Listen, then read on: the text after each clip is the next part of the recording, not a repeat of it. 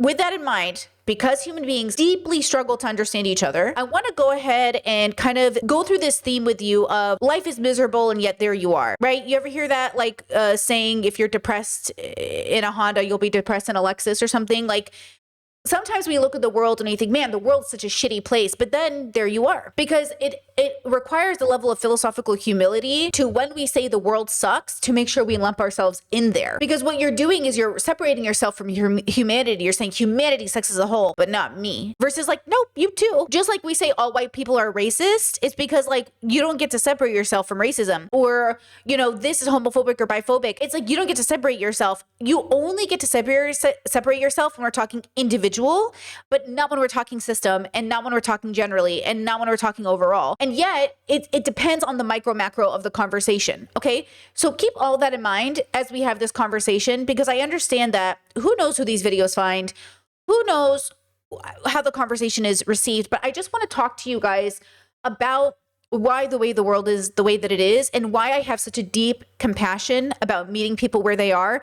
And I am so firm on open with boundaries at the same time. So I got this comment. It said, I'm tired of having the argument with homosexual people who say they don't date bisexual person and say it's not rooted in biphobia. Gay people can be biphobic. I said, it can also be rooted in self-hatred, fear of abandonment, and more as well. Then people were like, I mean, I don't see how fear of abandonment isn't just straight up biphobia. Believing someone is more or less likely to abandon you because they're bisexual isn't inherently biphobic. And also self-hatred, wouldn't that be internalized homophobia? And wouldn't that not apply specifically to not wanting to date bisexuals, but rather to anyone who identifies as queer? And then this person says, still biphobia. Do you think that homophobia and sexism, etc., can be based on those factors? And then they're like agreeing with each other, like, exactly, it's biphobia, you know, and then they go back and forth. Okay. I said, I edited my comment, said, hey, no, guys, as well means to add what you said, meaning I agree. And this is one of the biggest problems with comprehension. Why are you arguing with me when I agree with you? It's the same thing I see when people start off a sentence with like, oh, actually, I wouldn't say this, but this. Okay, good girl, because I didn't say it either. Like, it's like we're not even attempting, and I understand. Trust me, I've misunderstood people, need to hear tones, need to hear, you know, I get it. I'm agreeing with you. We're using language that adds emphasis. Now, sometimes this even happens on the Discord where people will be having a convo and the people want to have a convo that makes their brain think about this other topic. And it sounds like they're not engaging in what I posted or what somebody posted. And it takes a while for us to go through it and say, like, that's not what I'm talking about. And you sharing this opinion is not seeing the conversation for what it is. And it takes a lot of effort for us to like calm down. And it's easier in the Discord. It's like 200 people. So it's much easier, whatever it is. It's much easier for us to figure it out than it is in a space where thousands of people could see the comment and have the conversation. Okay. So like, I understand. I do, that it's very complicated. But that's why I say, the world is a reflection of us as a whole, because like, why are you fighting with me in my comment section when I'm agreeing with you? Okay, look at this comment. So, okay, this, for the context, this is the autistic video about small talk versus shallow talk and signaling safety in your community. And I gave the example of, let's say somebody, you see somebody, a stranger you don't know, and it's 40 degrees Celsius, which is 104 Fahrenheit, y'all, 104 Fahrenheit. And they, you check in with small talk. Oh, it's so hot outside. And they go, actually, it's not. Like, I prefer a sweater in this weather. And then you have to look at them and like, they're a stranger. You don't know them. So now you have like multiple options. One, you can question them on that. Two, you could laugh and assume it's a joke. Or three, you can just walk away and say like, you know what, girl, not today. Not today. Because like, what am I supposed to do with that information? It is 104 degrees. And even though I, Brittany, love a toasty day, it is not sweater weather. You are not wearing a sweater in 104 degree weather. And if you are, something's up. And then, so this person says, I mean, does it mean I'm crazy to really prefer hotter weather to colder weather? Or that I might run colder than you, maybe hotter? Like if someone thinks that about me, because I don't know, because it's your opinion, I don't want to change your mind. If you feel hot, that's true for you, but I could be cold. Oh, hold on. You can't even see the comment. Okay, right? They're like, is it crazy to say I prefer hotter weather to colder weather? I mean this so respectfully. You are literally either a child or you are intellectually capped in some capacity. Like, you do not understand the difference between you having an opinion about being or preferring warmer weather and me checking to see if you understand how hot it is outside. Okay? And let's not act like some of you do not pretend you are not cold so you look cool outside. This has literally been documented that even men, certain men, will try to pretend they're not cold in order to sort of like look cool. I'm saying if you genuinely don't think it's cold, that's great. Okay? I believe you. Unless I'm giving an example that is meant to be an extreme, and then you're acting like, oh, I don't feel it. Okay, so then someone said, are you ignoring that she said she's talking about extreme heat? 40 degrees Celsius isn't the type of heat the human body doesn't have a reaction to. And I clarified in case they didn't know. I said, hey, 40 C is 104 F. Pretty toasty even for someone like me who loves the heat. And then this person replied, another person said, if the person had just swum in cold water, they might feel pleasant in the heat for 10 to 15 minutes. So you might make the wrong assumptions on their mental state of DIY ice bathing. Joe Rogan's. If you dip into a frozen lake, even on a 210 Fahrenheit degree sauna feels pleasant.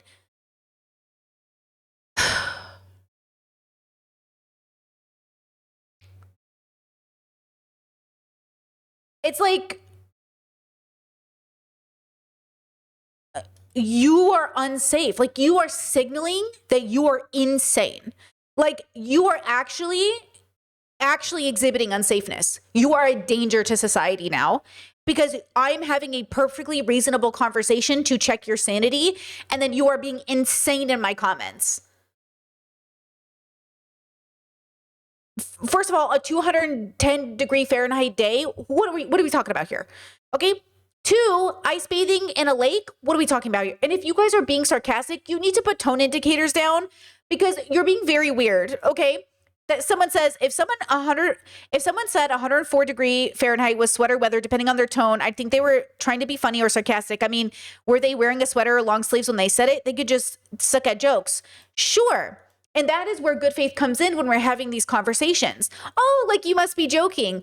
How many of us, though, have been in a room with a person that we go, they're just joking. And then you realize, like, oh, motherfucker is not joking. Because I've done this most of my life where I have allowed, especially men, to make a lot of really shitty jokes. And I'm like, they're just joking. It's a joke. Oh, it's not a joke? I thought you were joking because otherwise that is crazy to say out loud. And they're like, it's not a joke. I'm like, oh. Okay, so now we live in a world where everybody who's being unsafe says it's a joke. But how many times are we going to allow you to go, it's a joke, before we're like, is it joke? Is it joke though? Is joke happening? Okay. And look, I know there are trolls who just do this to upset you for a reason, which, by the way, eventually I will stop reading my comment section and just answer members. Or maybe I'll make it like a competition where, like, if you want me to read your comment, you got to get the most upvotes or something. But I cannot be engaging in comment sections with people this fucking stupid. No, Brittany, this fucking hard-headed. I can't. Like, with peace and love, the world is burning. Like, my life is too good to spend my free time, which, by the way, is my free time, answering these comments. Okay? I am trying so hard to facilitate good community, and it is like so annoying. So, okay. So then I was like, that's why, by the way, we have paid spaces. For the record, that's why we have paid spaces. Because when everything is free, the worst people show up. This is why free spaces are really difficult for people to comprehend how good they work. Because anybody can join and they waste your time. They literally waste everybody's time. It's not even just me. I've seen my own community members just emotional labor so hard, take time out of their day to labor so hard for comment sections. And I'm like, girlies, stop. This isn't even your job. You know, I don't want you to do that. Your life is so precious. Your limited time on earth is so precious. Like, but I understand because we're leftists. We want to be community members. We want to labor for each other. But like, I just warn you right now. But then I want you to remember, don't become a conservative, because conservatives will say, oh, see, this is why community is bullshit and you can't just give everyone No, the government should give you shit for free. Individuals should make you pay. That's the difference, okay? Governments should be funding you. YouTubers, you got to give money. You can't expect single creators, especially disabled creators, to be doing all this free labor. The government, though, they should be paying for shit. Okay? Okay? That's different. That's different. Okay? Now, there's this commenter who showed up on my video. They commented like 15, 20 times, whatever it was. And they obviously have never watched my content. They also seem to be shadowboxing with somebody that isn't me because I don't know who they are talking to. I'm going to use them as an example. I already told them I was going to do this because at the end of the day, they obviously wanted my attention. So here's your attention. I probably will eventually block them. They seem very unwell or deliberately argumentative, which is the same thing at some point. Okay? I hate a contrarian. I hate them. What a waste of fucking philosophical time. Okay? They said in my video about biphobic liberal women versus biphobic or misogynistic liberal men. Okay, so I made a comment in that video saying, give me a biphobic liberal woman over a misogynistic liberal man any day. And I still don't want to hang out with either of you. Okay, I'm making a point. And then they proceeded to argue with me in my comments. Okay. They said, no, they are both dangerous. I feel like there's a misogynistic approach being taken here. The perspective used to diminish the danger of homophobia is a misogynistic one. I'm sorry, but homophobia can often be deadly for people. I'm sorry, but let's not try to play who's more oppressed in this particular situation. It's a tangle, and your way of dismissing homophobia and biphobia as less dangerous is in and of itself misogynistic. It plays to the same game as men who call women weak or emotional. You're buying into the structure, hook, line, and sinker. I said, we're talking about systems pretending women have the same power under patriarchy or that liberal women are going to kill us in the streets doesn't match the reality of what we're facing through the system. We're talking about homophobic, mostly liberal women in this video. They said the structure which gives a systematic power is not objective reality. It is itself built on homophobia, racism, and sexism. And while people go along with and participate within it, it does not exist outside them. Straight women do hold systematic power over queer men. Focus on that. Straight women do hold systematic power over queer men, which is still a form of misogyny. Well, yes, read that again, just process that. Straight women do hold systematic power over queer men, which is still a form of misogyny. Well, yes, women in general, especially within this false structure, are less likely to be violent. This doesn't diminish all forms of hateful bigotry. The same way a white woman can endanger the life of a man of color, conversion therapy, religious abuse, and the guilt tripping are still things that exist. Are any of those in the structure of liberal women? All of that is conservative women. Yeah? Can you please listen to what I'm fucking saying, please? This is all still religious conservative women, who, by the way, I would still pick over conservative men. But the contrast, the argument I am making is liberal women, okay? Liberal women versus liberal men. Where does conversion therapy play into liberal structures? Where does that play into shit? Okay? Now, they said, because I don't disagree with them in this. It's like, you're not even listening to me, bro. Roughly 15% of Gen Z openly identifies as bi, but the statistic is dominated by women. Not because women are more likely to be bi, the data doesn't point that way, but most likely the left-handedness, it's due to repression. Handedness? We could be looking up at upwards of 30% of the population if this stigmatization wasn't present. Homophobia is also in and of itself misogynistic.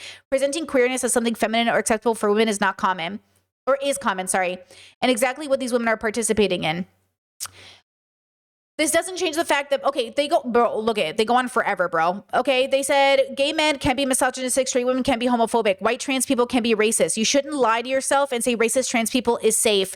Just because someone is part of a minority group doesn't mean they are safe or safer. This is still part of the structure in their head. It's still misogyny. First of all, okay, again, I know this. So the fact that they don't think I know this is really fucking annoying. And even more than that, they're arguing for something I didn't even argue for. Nothing in my video argued any of this. I was thinking of a very specific situation with a very specific, what's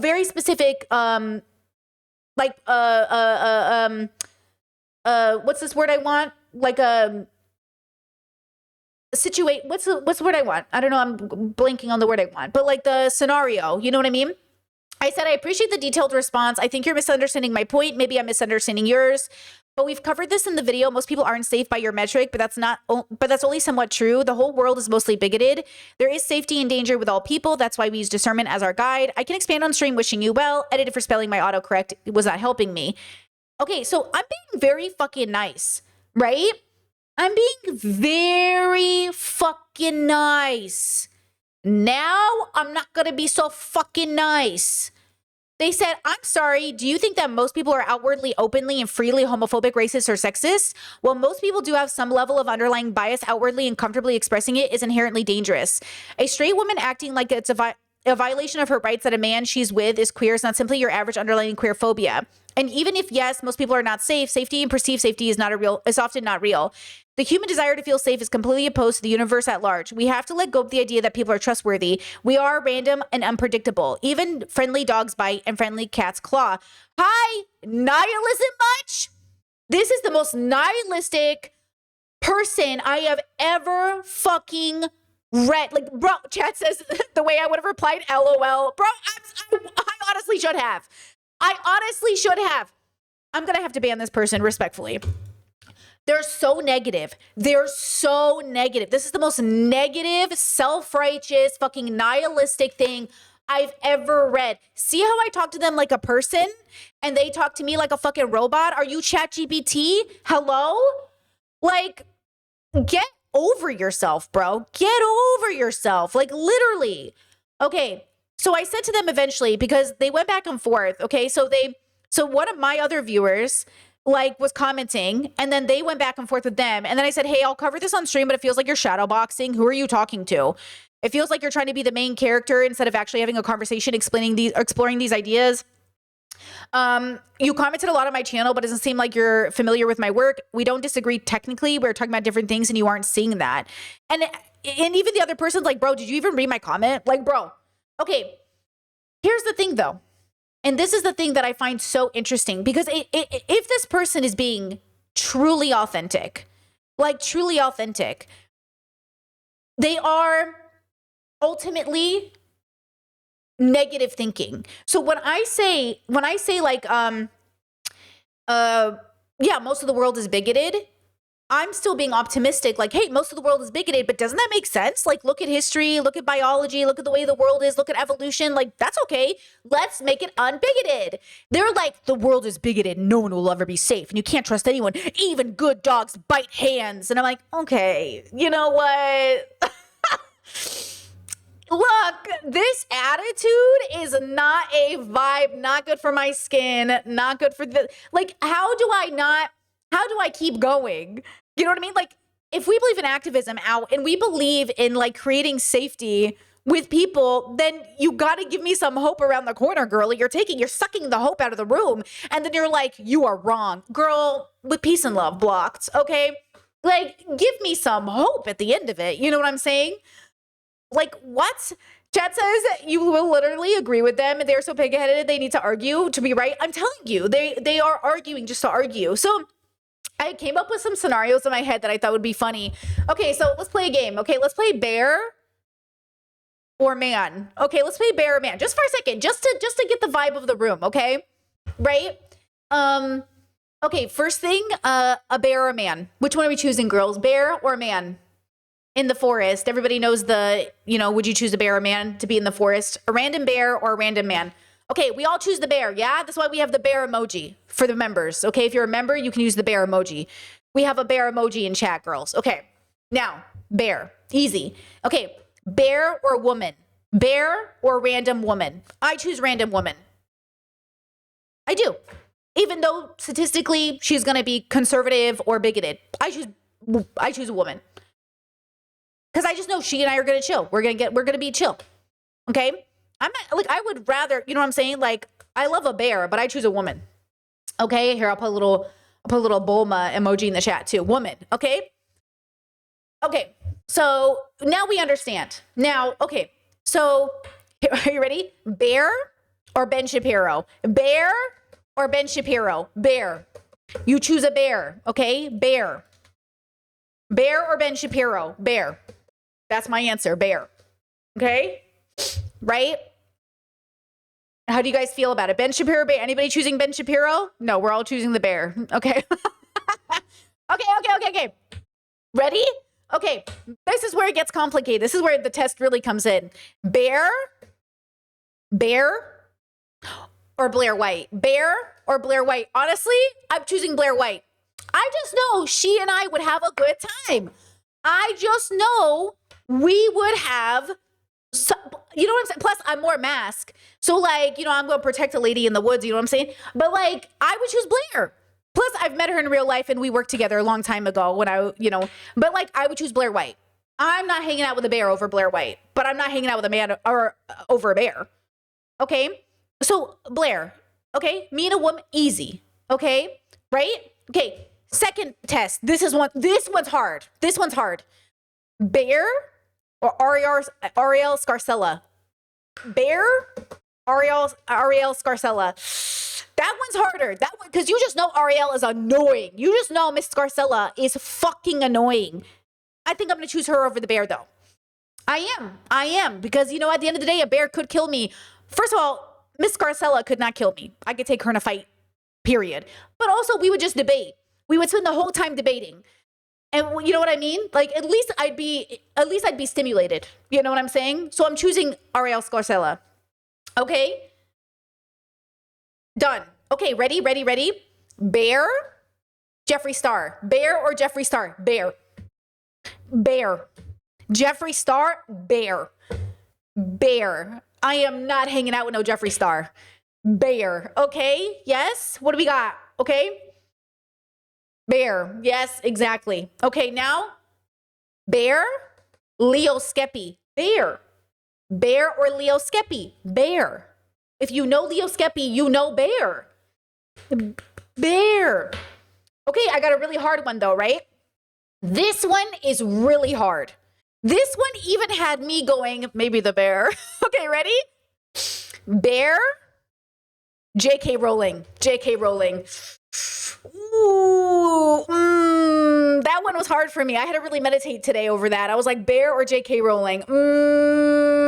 That one's hard. That one is tough. Honestly, I think I'm still on the fence about which one I'm choosing. That one really stumps me. I don't know what to say with my full confidence. Bear or J.K. Rowling? Oh, that's hard. You know, maybe J.K. Rowling, just so I could, you know, at least I could look. J.K. Rowling, you know, is going to be in her ego anyway. So at least you could ask her interesting Harry Potter questions. The bear might kill you and eat you slowly over 30 days. Do you know what I'm saying? So realistically, probably J.K. Rowling. Because then I can at least ask her Harry Potter questions. And you know she likes to talk about herself. So yeah, I'm going J.K. Rowling. You know what I mean? I am. I'm going J.K. Rowling. Okay, I'm just going to stay home. Okay, the point of this is, when I was making that comment about give me a liberal woman over a liberal man any day, a misogynist liberal man is going to rape you. A biphobic, homophobic woman is going to call you stupid and then feed you. Just a liberal, biphobic woman will be like, you're so dumb, let me feed you. A liberal, misogynistic man, like the ones I've had to interact with over 3, 4, 5, 6 years, you've seen it. What do? They send stalker campaigns against you. They call you BPD. They harass you. Never has a woman done this to me. Never in my career on the internet, no matter how much beef I've had with a woman, has a woman ever done this to me. Every single man has always done this to me. Stalked, harassed, annoyed. Every single one of them has sent their audience against me. I just never have that issue with women. So forgive me for having an experience, right, where I would much rather choose the biphobic, homophobic woman than the misogynistic man that's going to turn his whole fucking misogynistic army against me and bring up the statistical probability of me dying. Okay? So when we have these conversations, okay, we need to be aware that there's a generally, then there's the exception, and then there's just like the reality. This is why I do think YV Edit and Sovereign Woman and all these people end up picking like women so hard that they become transphobic, because at the end of the day, when push comes to shove, these liberal men think they're safer than homophobic women when they are out here raping us. So like, no, you know what I'm saying? Like, I understand why people go straight back into bigotry because that's how they were trained under the system. And I'm trying to tell them, don't do that. Don't become bigoted because of these men. But the moment I make a video talking about like, oh, these liberal men think they're good people. Oh, you think you're good people because you're pro-gay, but you're out here raping people. You're out here having CSAM on your computer. You're out here literally like sending your audiences to harass people. None of the women I have ever talked about have done this to me. Look at me making video about Lisa. Never has she sent a bunch of women at me. Never has this happened. Okay, I make 1 video, 2 videos about a boy, and all of a sudden, even my chat's like, Brittany, why is your chat so bad right now? And I'm like, bro, these boy audiences. So no, every time I will always pick women. In the state of the world we live in now, would I always prefer to pick queer women? Yes, but Blair White is trans and Ariel's a lesbian, and I would still be hanging out with internalized transphobic, internalized biphobic people, or not internalized biphobic, but biphobic lesbians or whatever Ariel is, transphobic. I guess she's transphobic, but you know what I mean? Like, yes, of course I'd rather hang out with queer people. But if I had to pick against the system of patriarchy who I'm fighting with, obviously I'm going to team up with the girlies, the gays, the theys. Okay? That still includes men, but at the same time, the girlies, gays, and theys. Okay? Now, let's watch Kat Black, because she has a great video about this. Final words on it's homophobic to reject bi men. Just hear her out. I don't mean to sound a certain way when I say this, but I do think some of the things I'm saying have gone over people's heads, so I'm going to summarize it in under 5 minutes. Feel free to call the straight women who reject bisexual men biphobic, homophobic, or biphobic. And you're right. Definitely. I'm not going to negate the fact that when you ask most of these women to discuss why they would reject a bisexual man, most of the answers are just homophobia, right? Last person who responded to one of my posts about this said, I don't hate bisexuals, I just think they're greedy. That's biphobia. That's biphobia. So I agree that most of you are correct in your assessment. I also think that if you choose to engage in this conversation in the way that we've been engaging with it, which is largely strangers having conversations with other strangers, you need to accept that the women in that conversation are going to interpret what you're saying as force. You have to be comfortable with engaging with that. They're going to interpret it as force because women who are straight, well, all women really, exist in a culture that is constantly trying to coerce them out of the things that they want. Constantly. All the things that they say that they want or they need or would require, they're discouraged from feeling. Though you're not trying to do this, entering into a conversation with a person who's already being coerced, telling them that when they say they don't want something, they should reflect upon that, maybe think about how they treat people beyond this conversation. But for them, it'll always be a personal issue because they're talking about their personal relationships. Most people are not going to be able to control who they are attracted to. Most people are not going to be able to acknowledge their attractions come from systemic bias and then somehow change how they feel within a certain conversation or two. My experience as a Black plus-size transgender woman is that people typically, if they are already propagandized against including me, only get there after they've been exposed to people and humanize them. That is a long and often, in my experience, dehumanizing process, but it is a process that is often required for people to actually change their opinions and perspectives. Additionally, it needs to be something that they want to do on their own. Mm-hmm. So the kind of woman who's saying, I don't want to date a homosexual or not bisexual, I don't want to date a bisexual because I think he might be homosexual, that is not the sort of person who's ready to receive the conversation. Whether they're ready to receive the conversation or not may or may not matter to you, but I think most of you are trying to have a productive conversation. I don't think you're going to win this debate. And I think that's something you need to be very comfortable accepting. You need to be comfortable accepting that no, they're not going to hear what you're saying, extracted from the culture of coercion they exist within. You also do need to recognize that a lot of these women are, yes, maintaining patriarchy, but are maintaining a patriarchy that they've been taught from a very young age their normal is the natural order of things. Yes, women do indeed reinforce patriarchy, but coming out of that is a long process, not a short one. So I'm going to try not to make videos about this. I got to fucking finish my hair, but I just want to say that and leave it alone. I think what you might be missing if you're not hearing it is that Kat is doing something here that requires a lot of compassion. And she's not in survival mode. Kat and I are in very privileged positions in our life. We're both very successful. We have our own careers. We're in healthy relationships. We've been living authentically as ourselves for a very long time.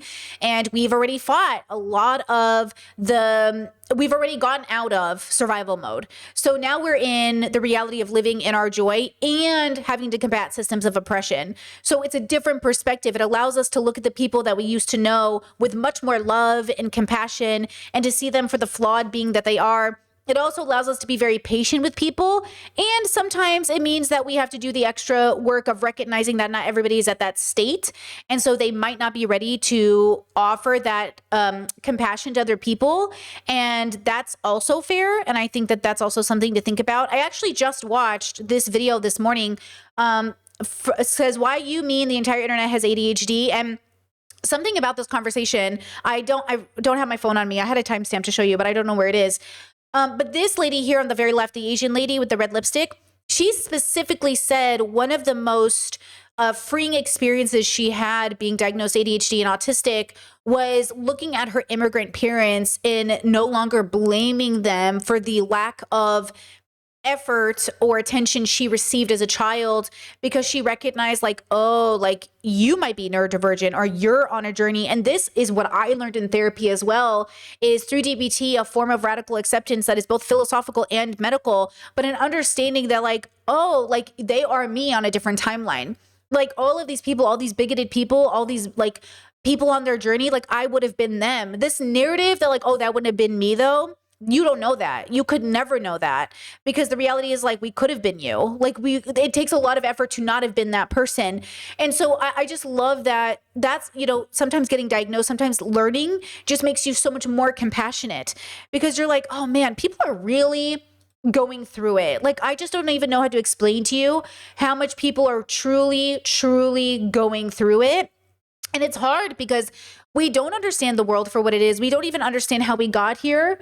And so here's the thing. There is a difference, and hear me when I say this, and this is something I had to learn the hard way, between understanding that people are struggling and still holding people accountable, and knowing the difference between a public figure and a person in your own private life. And I know that I've done this in public with creators where I'm like, oh, they're on a journey. What are you going to do? The dilemma is that it's both things. Yes, they're in the public eye, so they have an extra layer of responsibility. And also, like, what do you want them to do? And also deplatform. And there's a balance between which one you call for, which one you advocate for. But look, Trump got elected for a reason.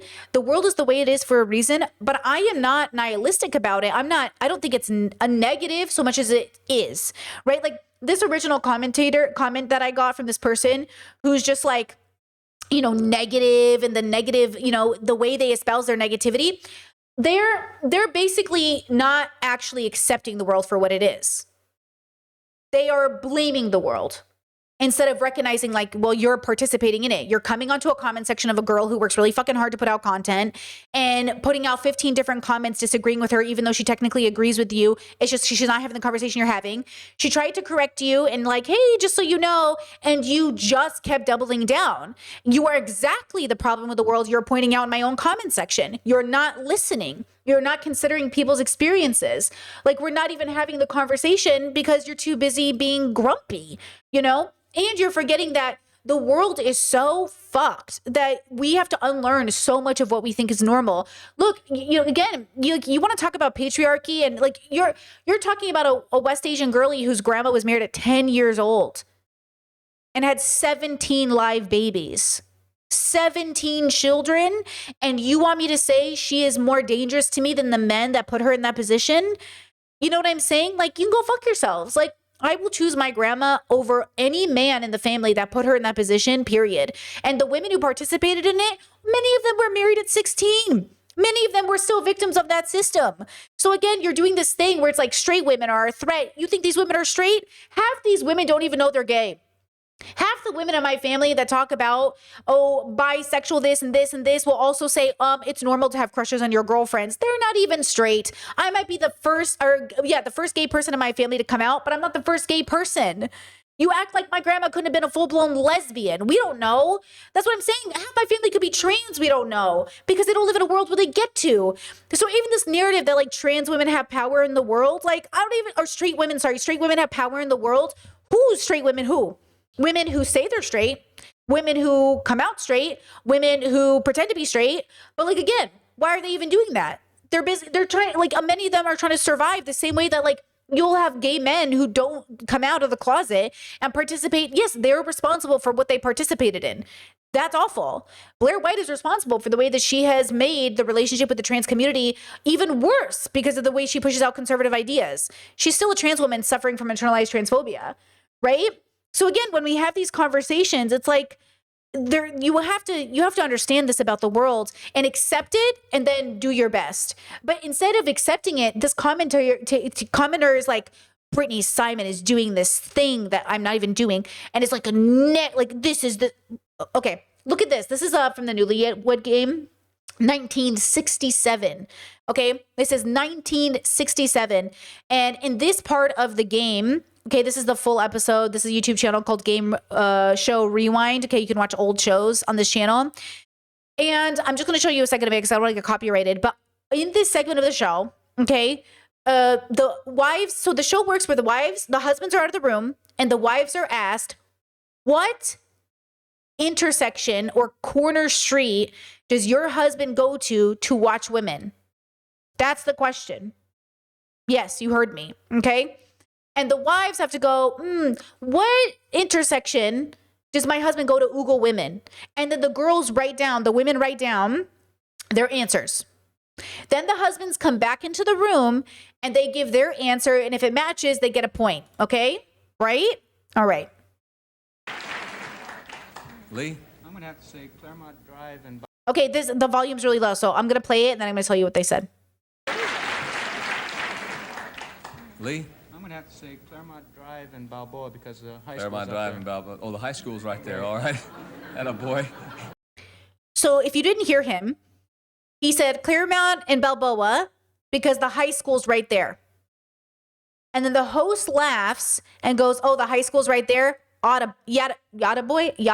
That's a boy. Like, otta boy. Wait, why can't I say that right? Balboa because the high school's Claremont up Drive there. and Balboa. Oh, the high school's right there. All right. Atta boy. Attaboy.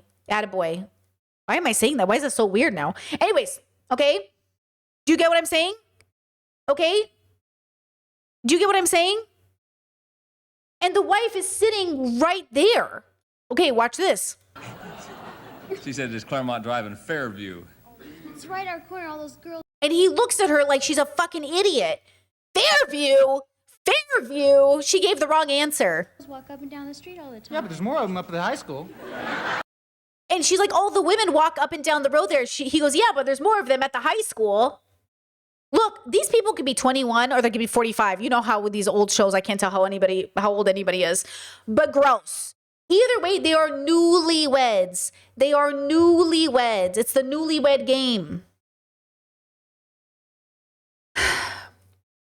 Anyways, when I was watching these old episodes, the chat was like, this is why boomers are the way they are. You think to yourself, why are boomers like this? And then it all starts to make sense. I used to watch these shows with my grandparents, my other grandparents, not my grandma who's married young, but my other grandparents, though, anyways.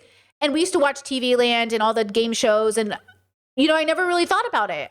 And then you watch it and you're like, oh shit, there it is. There's all of the societal expectation and exception and joking and humor and, you know what I mean? Like, this is okay. Watch this with me. This is a skit. Okay, you've probably seen it. Chloe, I used to believe that 9/11 was organized by George. It says, what happened when recovering conspiracy theorists met someone who believed in trickle-down economics? Hi, I'm Chloe. I used to believe that 9/11 was organized by George Soros. Hi, Chloe. Hi, I'm Samantha, and I bought a Pete Evans biocharger to cure coronavirus. Hi, Samantha. Hi, I'm Matt, and I used to believe in trickle-down economics. Sorry, what? Trickle-down economics, I used to... Hang on, let me get this straight. You believe that tax cuts for wealthy people creates greater prosperity for everyone. You fell for that. That letting multinational companies not pay their workers somehow magically creates wealth for poor people. We need poor people to be able to afford dinner, so let's give a billionaire a tax cut. Fuck, that is so funny. It was just a joke, Matt. It so obviously doesn't work. Sorry. I thought there was no judgment in the circle. But we're doing no judgment. You all believe in a network of tunnels under Melbourne for child trafficking. That's crazier than my thing. She thinks that Avril Lavigne has a clone called Melissa. I mean, how's my thing worse than hers? She fucking blew up a Starbucks, dudes. She blew up a Starbucks. Okay. Who's next? Hi, my name's Tom, and I used to believe that Oprah Winfrey ate babies. Hi, Tom. Unbelievable. Hi, it's a skit, you know, but it is one of those things where when I watched it, I started to think to myself, like, it is funny what we sort of, hold on, I changed my editing software, so now my brain can't comprehend what I just did to my own editing software. But basically, I just started laughing at this idea of the expectation of what seems crazy to another person and then what ends up being sort of not as crazy or similar. And then I started to think, like, what is the thing that we believe that other people are looking at you like, I can't believe you believe that. But the truth is, like, we all kind of believe something that's a little crazy. But I think what stands out to me here is what topics they chose, because right now in 2026, we are, I mean, this was posted yesterday, but we are like sitting in a room with other adults who believe things that we just take for granted that they believe in it. Like, guys, I know this sounds so atheistic, but the fact that people literally think there's a God who's making a tally of like who to save and who not to save. And the fact that they're like, oh, this surgeon didn't save my child, God did. Or the fact that like there's natural disasters or kids being raped or like all these other things. And then they're just sitting here like, oh, this is there's a God up there watching us, or we're going to go to hell for being gay, or like, it's like, but at the same time, because people who are religious function so well, I know that sounds crazy, but they do, we kind of let it happen.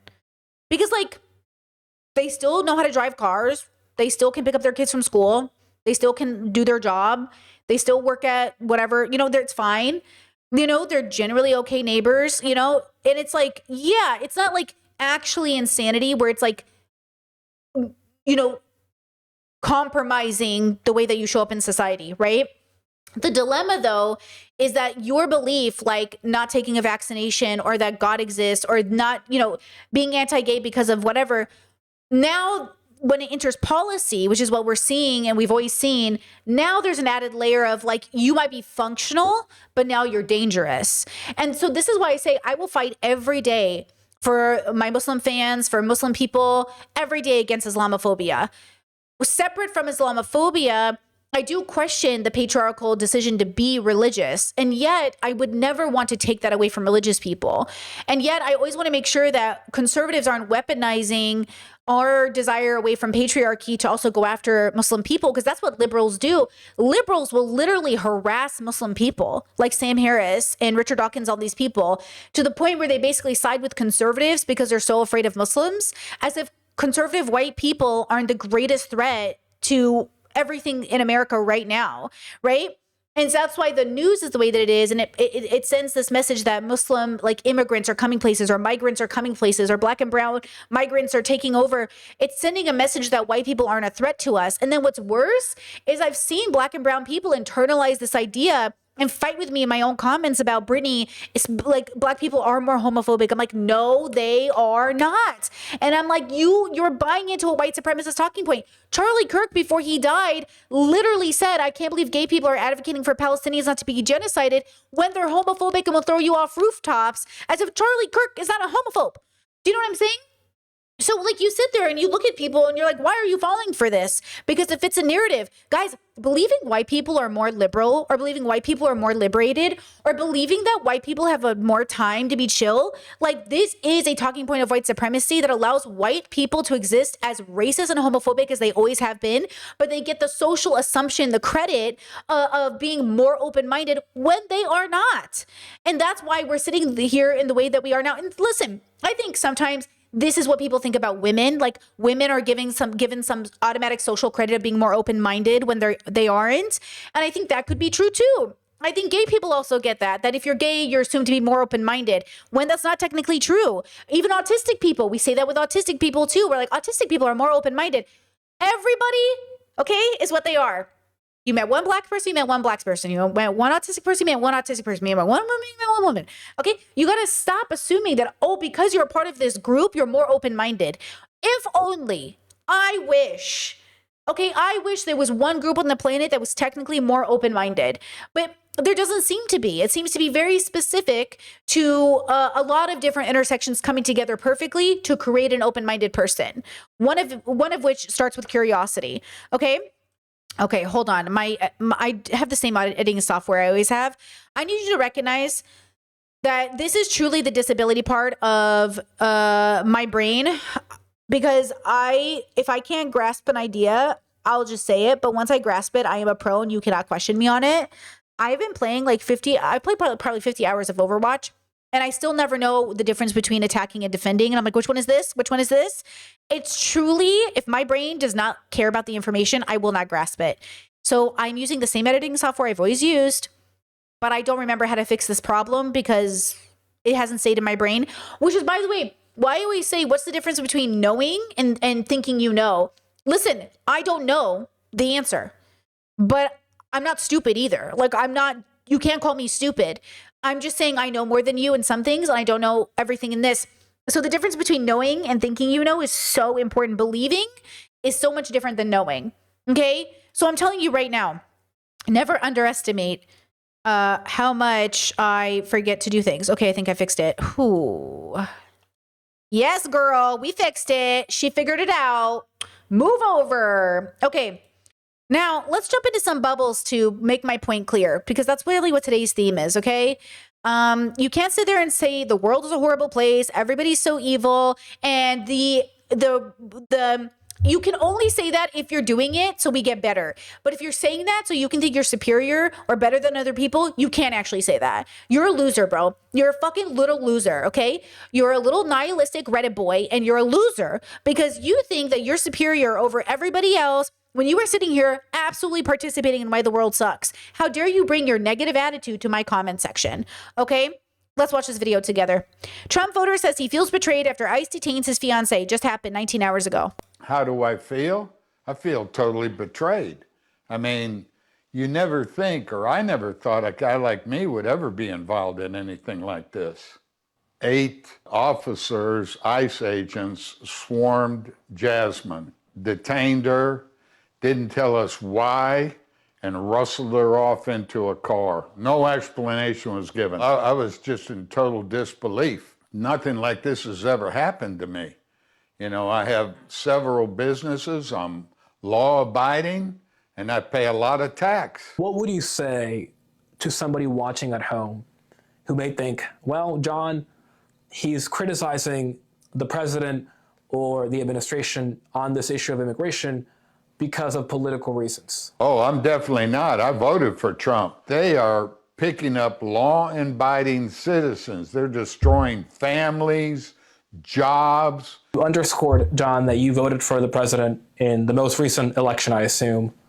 Yeah, I wouldn't do that again. Not after this fiasco. This is like the Gestapo. I would never have thought the United States would act this way. Go after the criminals. We're all for that. But leave the mom and pops and the kids alone. Love, Jasmine. That's it. How do I feel?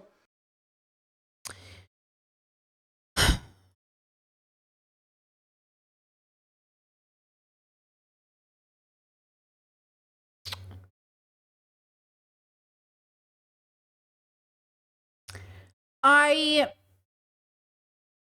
personally don't feel very moved by his story, but I am devastated for all of the families, including his own, that will ignorantly continue to choose to support Trump. Because he says, like, I'm not doing that again, but are you going to turn your activism around? Is this part of your activism? If you get your wife back, will you just like go away and not continue to, or will you tell your friends and family? Will you stand up against it? Will you be like, this is devastating. No family deserves to be picked up by ICE. This is also why I say, like, you cannot celebrate any family being separated from each other. You have to be very careful about, I feel terrified for her. Chad says I feel bad for her, but I find it hard to feel bad for him. I don't feel bad for him. Their age gap alone makes me question things. But her, God knows, girls, they're reporting rape. They're reporting starvation, physical beatings. I mean, people are reporting literal torture. God knows what this woman is going through. Okay? And I'm saying this is why people keep fighting, and this is why people keep saying it. But if we know the world is really, really struggling, we know the world is a bigoted place, okay? Then we have to know that the people we're fighting for is bigoted people. Don't you know, ultimately, our activism is about fighting for bigoted people? They just don't know we're fighting for them. while men sit there in my comment sections and say shitty things about me, know that I hear you, you're a loser, but I'm still gonna fight for you.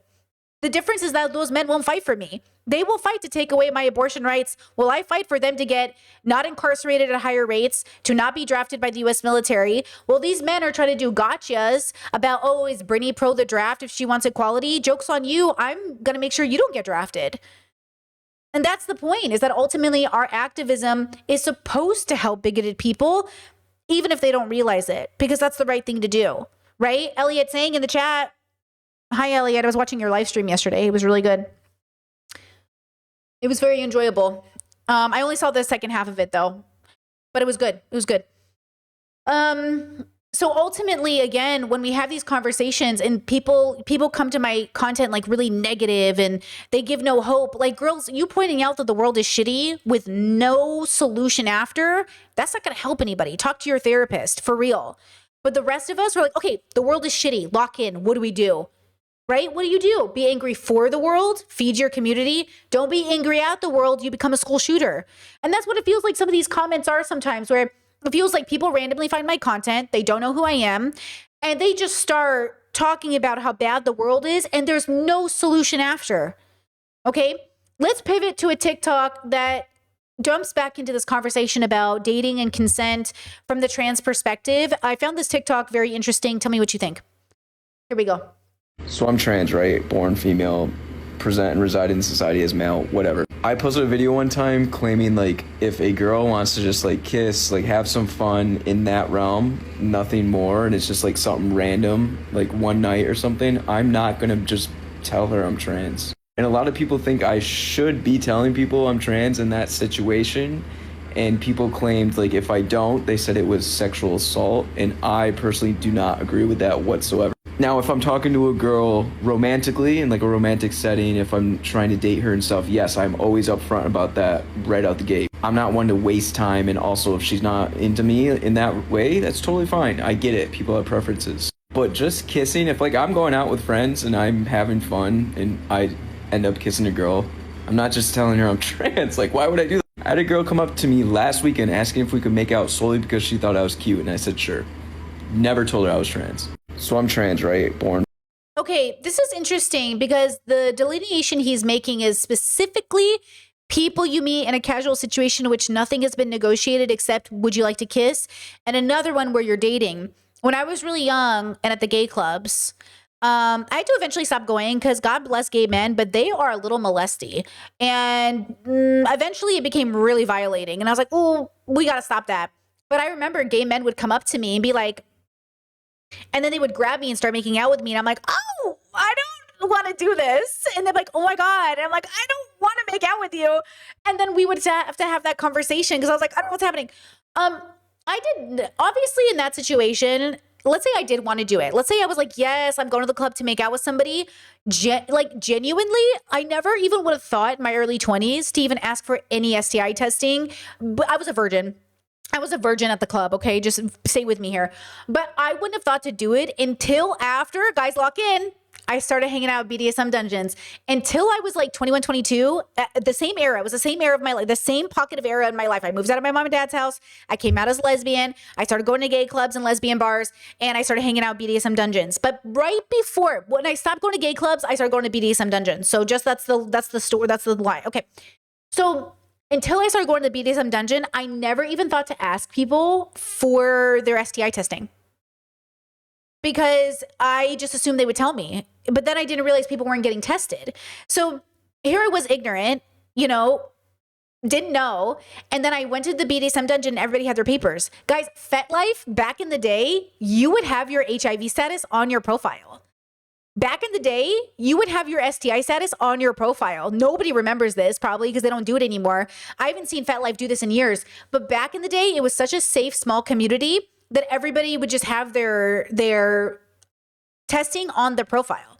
So you wouldn't even have to ask. Do you know what I'm saying? Right? Let's see. Let me scroll up really fast. Elliot says, thanks. Yeah, I also feel so much more at ease in my politics when I decide I'm fighting for people, even if they don't fight for me. Integrity keeps me grounded, but squabbling makes me lose focus. I mean, true. You said, I def held in my queerness for a long time because I was surrounded by and allied with gay elders that were like, you sure you're not gay? Wink, wink, over and over again. And that's the part of, I love our communities. I live for our communities. And yet our communities are having different experiences. When I was in the BDSM dungeons and I was going to women-only events, and women-only events included a lot of gender spectrum-y stuff, and same with the men events. But the segregation was really interesting because the men's side was orgies and the girl side was fisting classes. And I'm like, listen, okay. And it was like strip, like a lap dance classes and reading classes. And then I'd ask the guys like, hey, what are you guys doing over there? And they're like, orgies. And I was like, okay, really? And they're like, yeah. And I was like, that's it? You guys aren't like having classes or like making crafts or something? And they're like, and I was like, okay, you know what? Okay, whatever. Anyways, I could never go. So I don't know. I don't know what was happening over there, but they told me orgies. So I believe them because, I get it.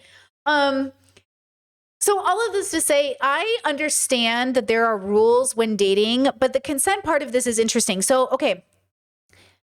I believe in informed consent now. Like, I fully embrace the concept of informed consent. I think the question is, where is the line between me disclosing something to you that puts my life in danger and me disclosing something to you that makes our life better? And I would say, this is just Brittany. You don't have to do this. I side on caution for almost everything I do now, which means if I'm not willing to tell you something, I probably shouldn't be kissing you.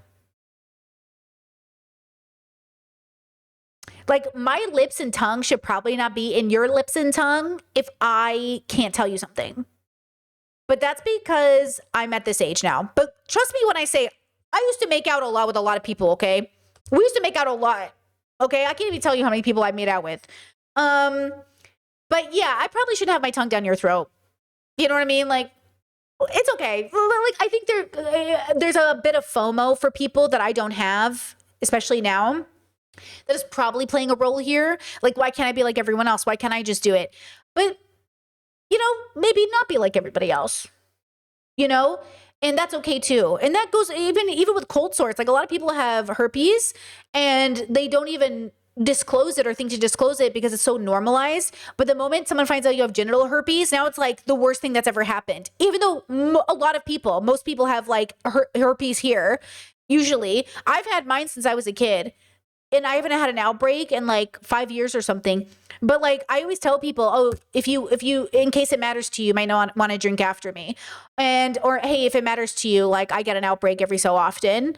And, or even the fact that I have genital herpes now, which you guys now know, because not that it was anyone's business, but I told Destiny, the YouTuber, and Melina at the time they were married. I told them that because when I first joined that community, people were worried that I was like, they were like, oh, women join our community just to break up our marriage. I was like, first of all, I don't want to fuck either of you or marry either of you. Plus, I have genital herpes, and they're like, I don't need to like risk people's safety for casual sex, so I'm not interested. And then Destiny tried to weaponize that against me and share it with the internet like it was a big deal. Like, it's only a big deal because you guys act weird about it. And I get it because I used to act weird about it too. But after you realize like getting an STI or getting any kind of inconvenient medical diagnosis is really not that big of a deal, you start to recognize like, oh, the world over exaggerates how big of a deal this is because it comes with the added stigma of not being pure, not being virginal, not being wholesome. It actually ties back into patriarchy, which is ironic since a lot of these STIs are from men fucking animals. So, we have these conversations, and I think ultimately we are on a journey of deconstructing stigmas, recognizing that, people who are willing to weaponize your identities against you are just bad people. Like, if this trans man if his identity is going to be weaponized against him, he's still engaging with bad people, and it'd be better not to engage with bad people. But that's why I say informed consent is just better, because informed consent allows you to say, it tells you, if I'm not willing to give you informed consent, I probably shouldn't be touching you with my body. Because I understand for your own safety, I would never recommend that you disclose that you're trans if you feel very unsafe or have an STI or anything else. If you feel like unsafe I would never recommend this. But that you're not missing out by not sleeping with a homophobe. Like, you're not sleeping out or missing out by not sleeping with a transphobe. Like, you're not missing out by not making out with people who would judge you for this. Like, you're not missing out because people think you're gross because you have an STI. Like, you're not missing out. Okay, but the brain, social stigma will tell you you're missing out. You're not missing out. Trust me. The right people show up. Like, so many people, their fear is like, oh my God, if I get an STI, which, yeah, I recommend you don't get, for the record. I do recommend you don't get. Okay? But I am married. You know what I'm saying? Like, it's not going to stop you from finding the right person or having friends or any of that. But I don't recommend you get it for inconvenience sake. It is inconvenient, but you're not a bad person if you do have it. Because like the always question I get is like, oh my God, I have it and I'm so embarrassed. I feel like I can't date anymore. Well, I don't know about you, girl, but I never stopped dating. I'm married. I'm happy. We're good. Our sex life is good. You know what I mean? Like, you don't have to overthink it, but also there are ways around it. We use medication. It's the same thing going back to biphobia and HIV. Like, thinking all bi men have HIV is like, okay, I don't know how far behind you are with STI testing and everything, but that's such an archaic way of looking at STIs. And also the preventative measures we've all taken as a community to not spread it is like, you know what I'm saying? It's not perfect, but we're working on it. Okay, now, along this theme, right, of like the world sucks and then like there you are. Okay, remember, inspired, if you just came in here, inspired by a comment I got from a person that was like really, really negative about the state of the world, and then had the audacity to act like they were like the better part of the world. Like, the worst part of the world is that it's negative. Like, the worst part of existence is that people have no hope. The worst part of everyone is the dog-eat-dog world. Like, everyone's trying to be on the top of this hierarchy because everyone thinks everyone's out to get each other. I'm not out to get nothing except vegan pie, okay, and vegan croissants. Okay, I'm this close to driving to Italy to get a vegan croissant because there's a new vegan Italian place and I'm very close to Italy. Okay, I was very tempted. Okay, but like, that's what I'm trying to get out here. I'm not trying to get nothing else. Look at this sweet baby angel. and tell me if you see anything interesting or anything stands out to you, okay? So I said only slow women are continuing to birth children, and everyone's like, you're so misogynistic. What I meant to say was, if you're birthing children in 2026, you're not slow. You're very fucking slow. But that's so misogynistic. Just the simple fact that a lot of y'all don't have brain cells to correlate the dots on why I'm saying women who choose to birth children in 2026, who choose to birth children, tells me why I said what I said. And will continue to. I'd bet $1 million on it. I care more about women than y'all do. But you're so misogynistic. Do y'all know what the word misogyny means? Quickly, it actually comes from Greece. Do you know the Greek language? I do. Anywho, let's carry on. I care so much about children that they should not be birthed in this world, especially in this fucking country. I care so much about women that I know if they have the choice not to birth children, they should choose not to birth children. Well, why? Look around. If you're not angry, you're not fucking paying attention. This isn't about, oh, well, they have enough money. Oh, well, they're married. That's where you sick people, it's not like, money is the bare minimum for children. Money doesn't save your child. Like, are y'all stupid? Have y'all read the Epstein files? Have y'all looked into the current state of our country and all of the rich people pimping out their kids? All of the people in our hospitals. At UCLA, there's a professor in the Epstein files at UCLA teaching, talking about y'all's infants in the most gruesome, disgusting way. I can get so deeper on this topic, but yeah, I'm going to double down. If you're still birthing children in 2026, you're not just slow, you're really fucking slow. Okay, so I came across this TikTok and I was like, that's an autistic girly right there. That's autism. That's autism, girl. Like, the way she is talking, the way she's like, do you know Greek? I was like, girl, she's autistic, right? I'm like, gotta be an autistic girly. I go to her profile and right here, autism symbol. Okay, I only know one group that uses a symbol and it's an autism symbol. So if she's using it for something else, people let me know. She said children and women first. Okay, that's her slogan. Foster care HBCU grad. Okay, our foster care to HBCU grad. Okay, listen. Okay. Hold on.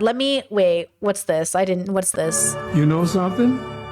Maybe once a week, I wake up paralyzed. It It says, when they try to hurt me, but my dad who raised me as a single father passed away, so nothing phases me anymore. I already felt the deepest pain. I never met my biological mom, but my dad, he had to be my dad, and my mom, my best friend.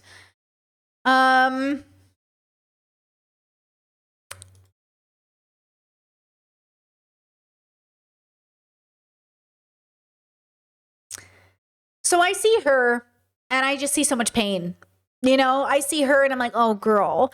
Like, people think I'm anti-natalist, but I'm not. I actually think your babies are great and you should have babies. I also think you should be very considerate of your babies because most people aren't. 40% of pregnancies are unplanned. People aren't thinking about the babies they bring into the universe. But she's so sad. And this is nihilism. Like, there is just like philosophical nihilism here. And that's why I say, like, I'm not a nihilist. I don't have time. You can't get anything done when you're a nihilist.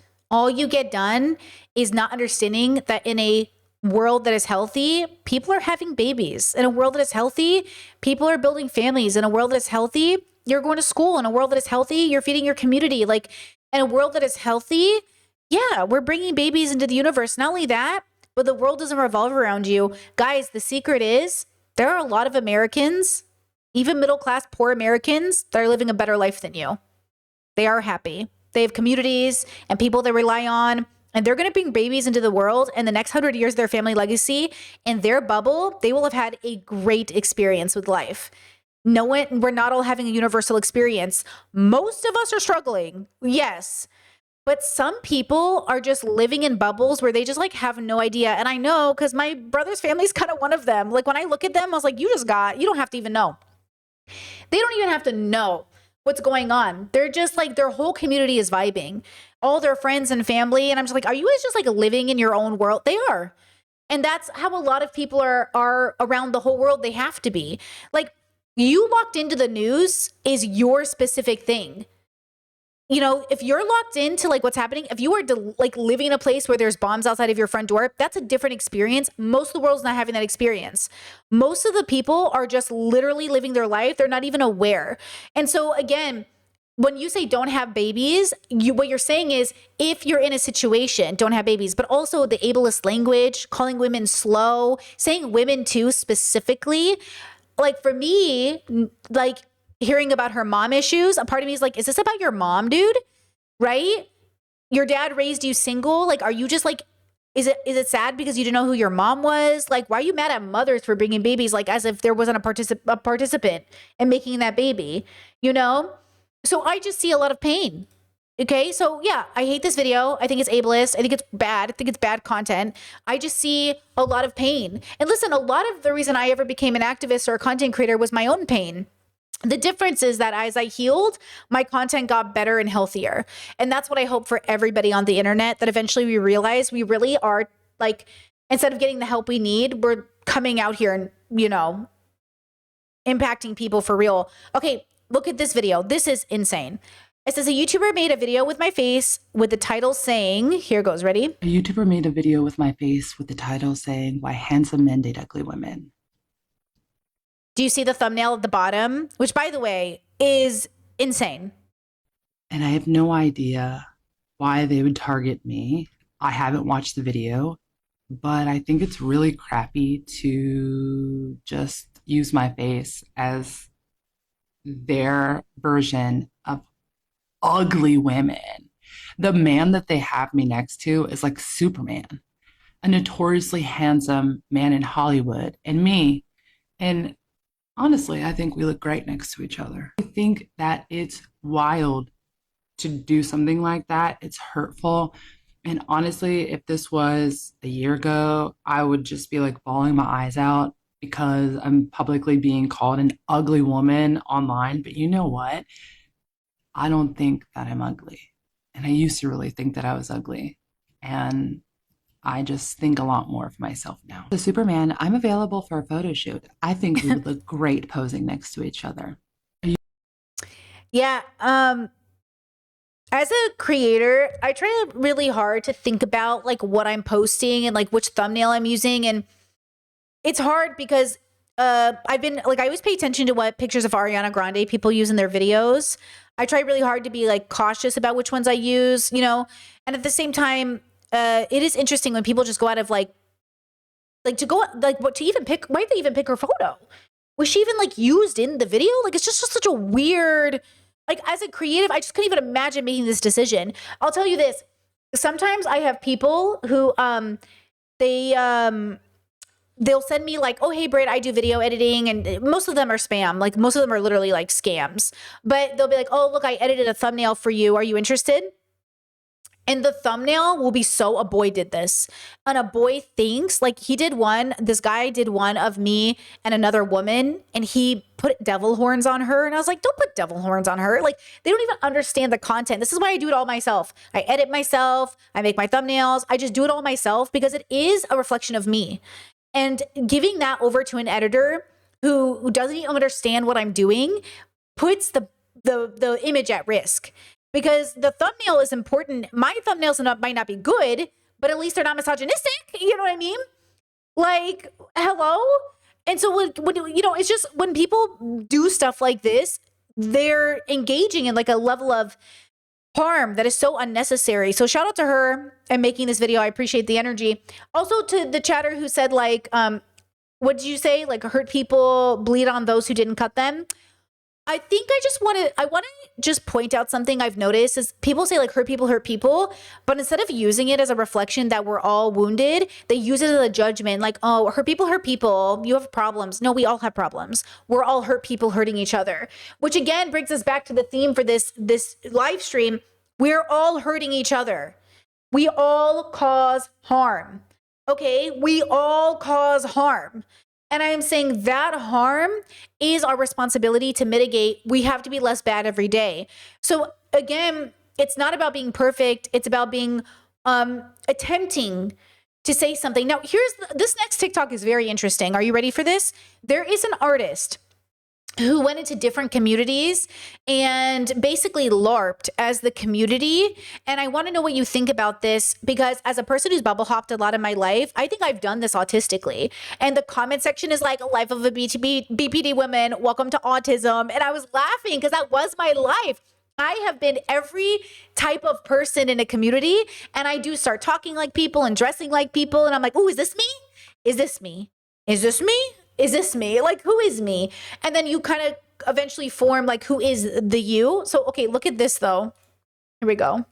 She spent years transforming herself into someone else, not as an actress playing a role, but as an artist, stepping into real communities and becoming part of their everyday lives. Nikki S. Lee's Projects is a photographic series in which Lee temporarily immersed herself in different social and subcultural groups, adopting their appearance, style, and mannerisms. The resulting images look like ordinary snapshots taken by friends or strangers, hiding the carefully planned process behind their creation. Lee introduced herself to each group as an artist and explained her project, but the photographs leave viewers questioning how that knowledge affected the relationships she formed. In the Seniors Project, several elderly women reportedly refused to believe that Lee was actually a young woman in disguise, treating her explanation as a strange personal story. Her work has been widely discussed through ideas of identity, performance, belonging, memory, and the meaning of what is considered real. While some critics have questioned whether her approach raises concerns about cultural appropriation, Lee's work remains a powerful exploration of how identity is created through social connections and the way others see us. She spent Now, I didn't look into the artist. Obviously, she's in blackface, so that's very, you know what I'm saying? And that's something we have to talk about too. Like, is that, you know, I wouldn't do that, but okay. Chad said, isn't mirroring part of human nature? So the psychological conditioning of mirroring is more or less like not having an identity so strong that you basically are a mirror of someone else and you don't know who you really are. So separate from that, if you're talking about just the action of communicating sameness and picking up mannerisms and signaling safety, sure. But if you mean the technical, like the medical mental health part of mirroring, like that's not good because you're losing your identity to the mirroring. But if you mean just like in general, like I said that to somebody once, I was like, yeah, I do that when I'm with people. Like I I kind of signal to them in their language, and they're like, oh, are you mirroring? And I'm like, no, I'm not mirroring. Like, I'm not losing myself to it. But I will say, and this part is really important, I do think if you stay around long enough in a bubble, you will forget who you are, because we are social creatures. So this is sort of like, that idea of like, who am I and who am I in relationship to my community, that my introspective system is constantly trying to work on. Because again, when we think about who we are, we didn't just pop into existence, right? We're all that came before us. We're like the avatar. Okay. There's a lot of other people who impact who we become, right? And so we are not just ourselves, right? And then at the same point, we are just ourselves, because we die alone. We go through our troubles alone. Hopefully we're on the toilet taking a shit alone. But, some of you are fucking weird in there and got an extra stool for your husband, but you do you. But, and then we go into the world, and there's a lot of people who, by the way, are you. Like, this is the part where I'm like, where is your humility? Every single person in the world is you. Like, they're also you in their story. Like, we literally, our brains are so convinced of two things. One, that we're the only us. Like, almost like everyone else is a bot and we're the only real one, which is crazy to think, but there you go. And then two, human beings are really good at like convincing themselves, right, that everything they know is everything there is to discover about the universe. Like, there is so much more outside of what you know. And you have to have like the humility to kind of understand that. And I just don't think people generally need to have that, because the script of their bubble is like, oh, we already have the answers. Here you go. And I'm saying, yeah, some of those answers are true, but also, so again, I love the artist's attempt to bubble hop. I don't approve of the blackface. I think that's crazy. And I don't approve of any cultural appropriation stuff. I think that's unnecessary. I also think, like, again, cultural appropriation is a specific concept, and maybe these terms are too much for an average person living in the world who doesn't think of themselves as like knowing what that language means, like toxic masculinity or something, or even what blackface could mean.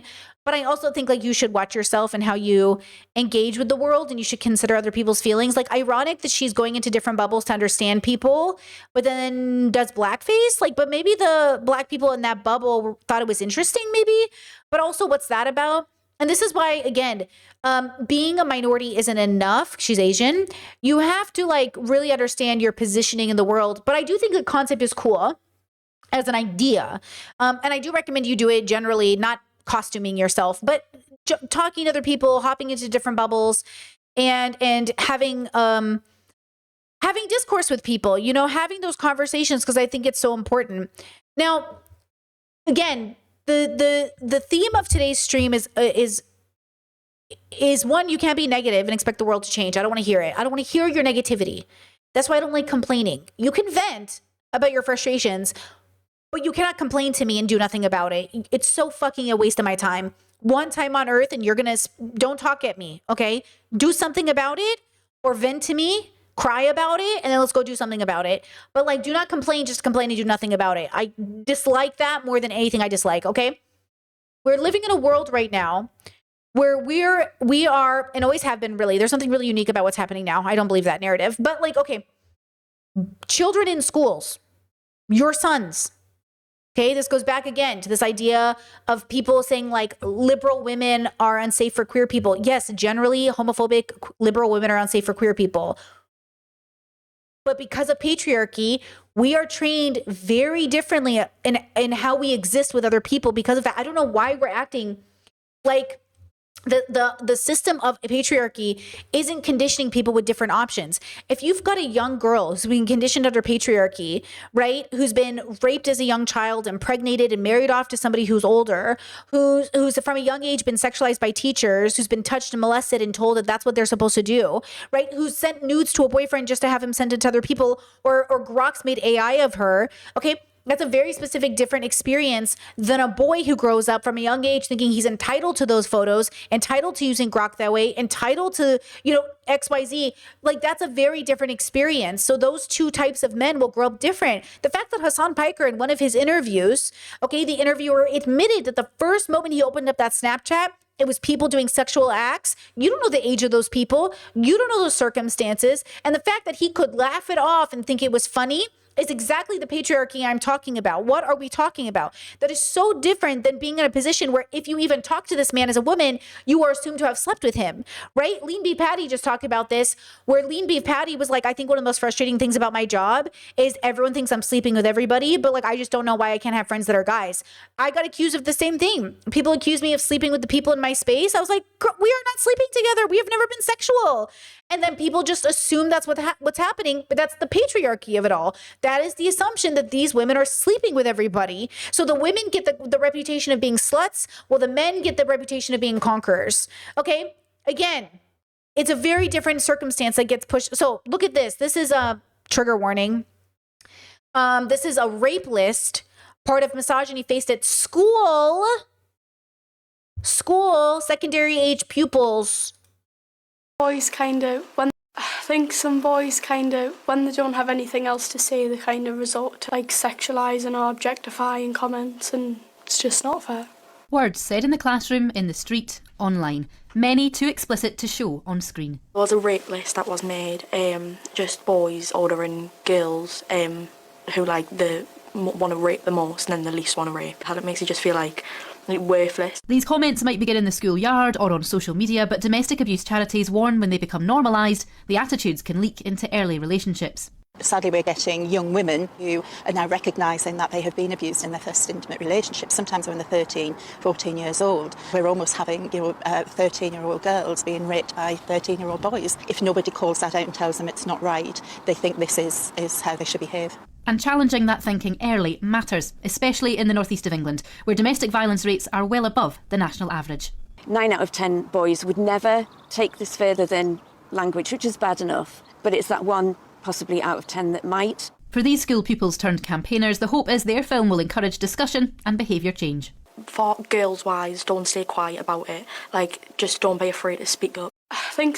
This reminds me of the conversation about BDSM, and I got somebody in my chat that I eventually had to block because they were really just going through it and arguing with me. But they were like, I don't trust BDSM because as a child, my parents, they said like introduce them to BDSM or something at a young age and got them involved. Your parents just sexually abused you, and I'm so sorry. Because like your parents sexually abusing you as a kid doesn't mean you don't have sex when you get older, right? It doesn't mean you don't do BDSM when you get older, because in a BDSM community, you can't join unless you're 18 for a reason. Like if you're part of an actual BDSM community, there are ID checks.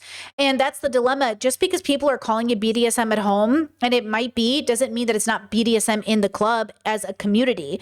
It's the same thing with anything else. Like just because, you grew up in a household where drugs are abused doesn't mean everybody who does drugs are abusing them. But when you grow up and you don't learn that, and you start advocating against these communities, you start advocating for strong drug reform, and then you don't allow, you then support people being put in prison, or parents being taken away from their kids being taken away from their parents because they're smoking weed. Like, you have to be very careful. And I don't blame people for not knowing better. We don't live in a world that does try to know better.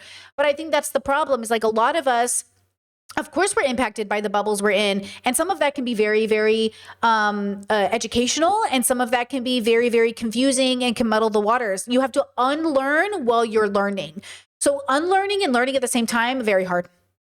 It's very hard, So again, if these boys are being educated by porn to think that this is what girls want, if girls are being educated by smut thinking this is what they want, instead of recognizing these are fantasies that you can role play or fantasies that are meant to be left, okay, that's going to be a problem. I was hanging out with a bunch of my BDSM buddies years ago, and we were talking about breath play, which is choking. And we were like, I wonder how safe choking is. And we were like, we should look it up. So then we all sat at our computers and we're all Googling or whatever. And all of us were like, oh, fuck, there is no safe way to do choking. Like there is no safe way to have alcohol. You know how alcohol is always poison? There is no amount of safe alcohol. There is no amount of safe choking, period. And when you realize that, you start to reassess everything that you're doing with everything. But first you have to process that information, right? But still people drink and still people choke. And so that's why I'm saying, like, you have to be careful. And guys, like, I did a lot of breath play in my day where I was passed out, okay? And let me just tell you, the high is great, but you know why I stopped doing it? I met a woman who was brain damaged from it. She had done it over 200 something times and she had caused brain damage. And I was like, oh, we're done with that game. That was fun. We're done with it. Mind you, I was very suicidal. So honestly, I was hoping I wouldn't wake up half the time. But the high was good. And I was sober. 99.9% of my BDSM, I don't even think I remember a time I wasn't sober. So remember that too. That I only did BDSM sober, especially in the dungeon. Oh, hell no. No alcohol in the dungeon, right? So again, when we have these conversations, I just want people to understand that it's layered and it doesn't just, you didn't just fall out of a coconut tree. You know what I mean? You didn't just zap into existence. Okay. Look at this as an example. Growing up conservative and the purpose of sex. What is the purpose of sex? Okay. I was raised Catholic, right? A Syrian Catholic. And my parents always taught us that like sex is for making babies and the glory of God through your marriage. So it's not that you can't have sex after you can't get pregnant or something. It's that while you can get pregnant, the purpose of that sex is to make a baby. And I also grew up in a bubble where the women then didn't pay attention to foreplay or vibrators or sex toys because all of it seemed dehumanizing. But then they didn't understand that a lot of us, right? Like a lot of us, okay, we don't just get turned on. We need something to stimulate us. Words, hand movements, whatever. And they just think like, I swear these boys just go, I'm just going to stick it in and she'll be horny. And it's like, oh, okay, pause. No, and then that's why they don't like sex. All these conservative women who are like, I don't like sex. I wouldn't either if you were just sticking it in. Hello? Okay. Tessa, does the same go for restricting blood flow to the brain? Yes. Your brain is very important. Keep it safe. But yeah, restricting blood, okay, when you hold here and you're restricting here, negative. Guys, if you're going to do breath play, just don't do it. Just faux do it. Just pretend you're doing it. Just put the hand on the neck, girl. That's all you really need. You know what I'm saying? Like in the right mood, that's all you really need. You know what I mean? Okay, look at this video. Having sex and you can't reproduce. Yeah, I mean, you're having sex and you can't reproduce. Like, the best part about having sex is reproduction. Seriously. Like, I don't value sex because of an orgasm. I value sex because I know that I am going to reproduce and have another baby. Maybe the orgasm weren't good enough. Kidding. Sorry. Pain. I mean, like, seriously, though, like... Wait, pause. I just want to clarify. You said, Brittany, I'm so fucking glad you're here and healed and still here. Hearing you used to use breath play because you hoped you wouldn't wake up. I'm so proud to see how fucking far you've come. Thank you so much. But just for the record, I also used to drive my car, jump out of airplanes, go on dates, eat too much food in hopes I wouldn't wake up. I used to drink alcohol and take baths and take long showers in hope I wouldn't wake up. So it wasn't unique to the breath play. I would go to sleep and hope I wouldn't wake up. So to be fair, it had no correlation to the breath play. I still very much like breath play. I just don't do real breath play anymore. I used to go to sleep every night and pray I would die in my sleep. And now I go to sleep every night excited to wake up to drink my coffee in the morning. So yay, therapy and philosophy. So just to clarify. The best part of it's why as soon as we got together, like, she's off birth control. As soon as we got married, yeah. As soon as we're together, it's like no birth control, nothing, because I'm not gonna have gay sex. And like gay sex.